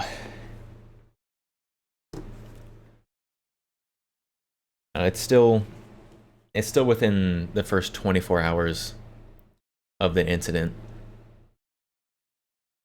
You almost never get anything concrete and useful within the first 24 hours of any incident.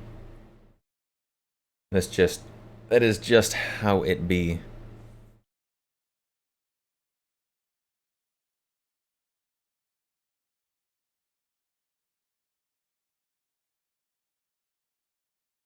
Yeah, that's with anything, whether it be some kind of terrorist attack like this, or an airplane crash like happened in Korea, or just whatever. First 24 hours, you don't actually get much useful information. You get all the clickbaity news stories and a bunch of emotionally written stuff, but nothing actually useful to doing anything.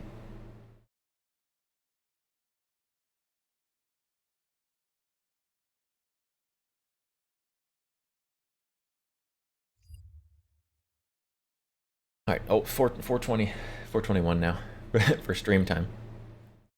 Alright, I do think it is, it's currently 1 in the morning. So I think it is going to be about time to call it for today.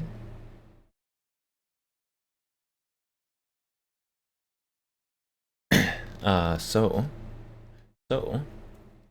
I do need to sleep. I need to at least somewhat fix my sleep schedule.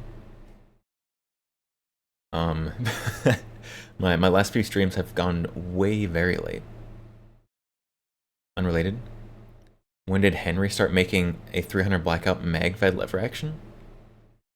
I feel like it's been around for a while, I'm pretty sure. Oh, what was that? It's been around for a while. At least the 5.56 has.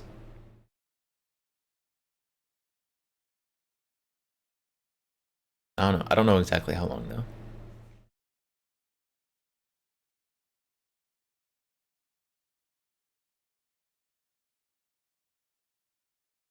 Do I have any non-poor firearms?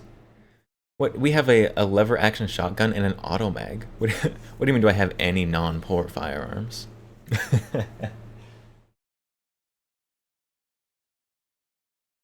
Is this more what you're looking for?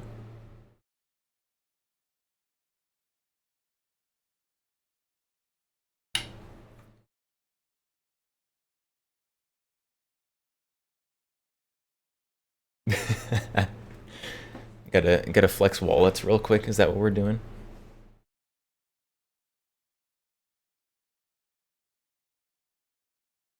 I mean, maybe still a collector's item. A collector's item is where the big money is. That's it. That's where the most non-poor firearms are. If you're asking if I've got any like Gucci'd out Mall Ninja ARs, the answer is no. We don't have any staccatos or anything like that. Not that I'm against staccatos or anything like that. It just doesn't tickle my particular gun fancy.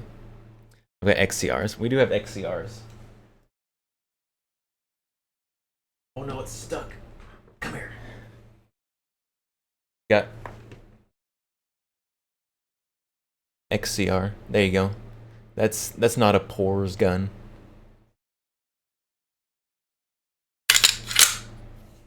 It is the 308 version. The XCR-M in 308. I don't have any lights on it or anything. I'm not clearing houses at night or something. That's probably one of the Gucciest like modern guns I have.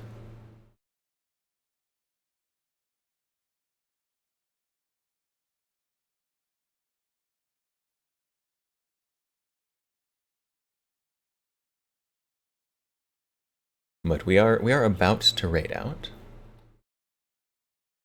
Who do we raid today? Gaddy. Gaddy is currently online. Again, to be clear, you like all guns, just joshing. I also like almost. I like almost all guns. There are some guns that I am not a huge fan of, but they are very few and far between. There's some very Poor's guns that I am a very big fan of.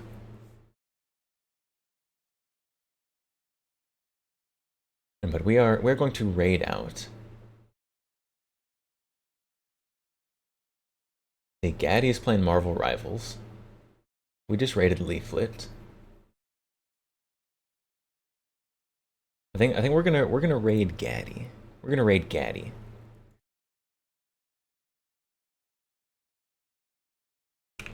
I've been wanting to play Marvel Rivals. Kasha hates raiders. This is true. This is very true. I've been wanting to try out Marvel Rivals. If I do that, it'll probably be on an earlier in the day stream, when I have time to get around to that, earlier in the day. So, but we are going to raid Gaddy. Gaddy's cool. Gaddy likes guns. Funny bald man. So, that's who we are raiding today. I will be back tomorrow. I never released a schedule this week. Who knows what we'll be doing tomorrow then? Followed him for a long time. You'll raid with? Yeah, Gaddy's super cool. So we are raiding out. I never made a schedule this week. My bad. Whoops. So I'll be back tomorrow. We'll be doing something. Maybe just sitting around chatting like we did today. Maybe some girls frontline. We will see. We have raid messages for those with and for those without subscriptions, if you would like to use those. And I will see you all next time. I will see you, Majestic Potato, Summit City, Asterite, Not the BAFTA, Megalum, anyone else who is hanging around.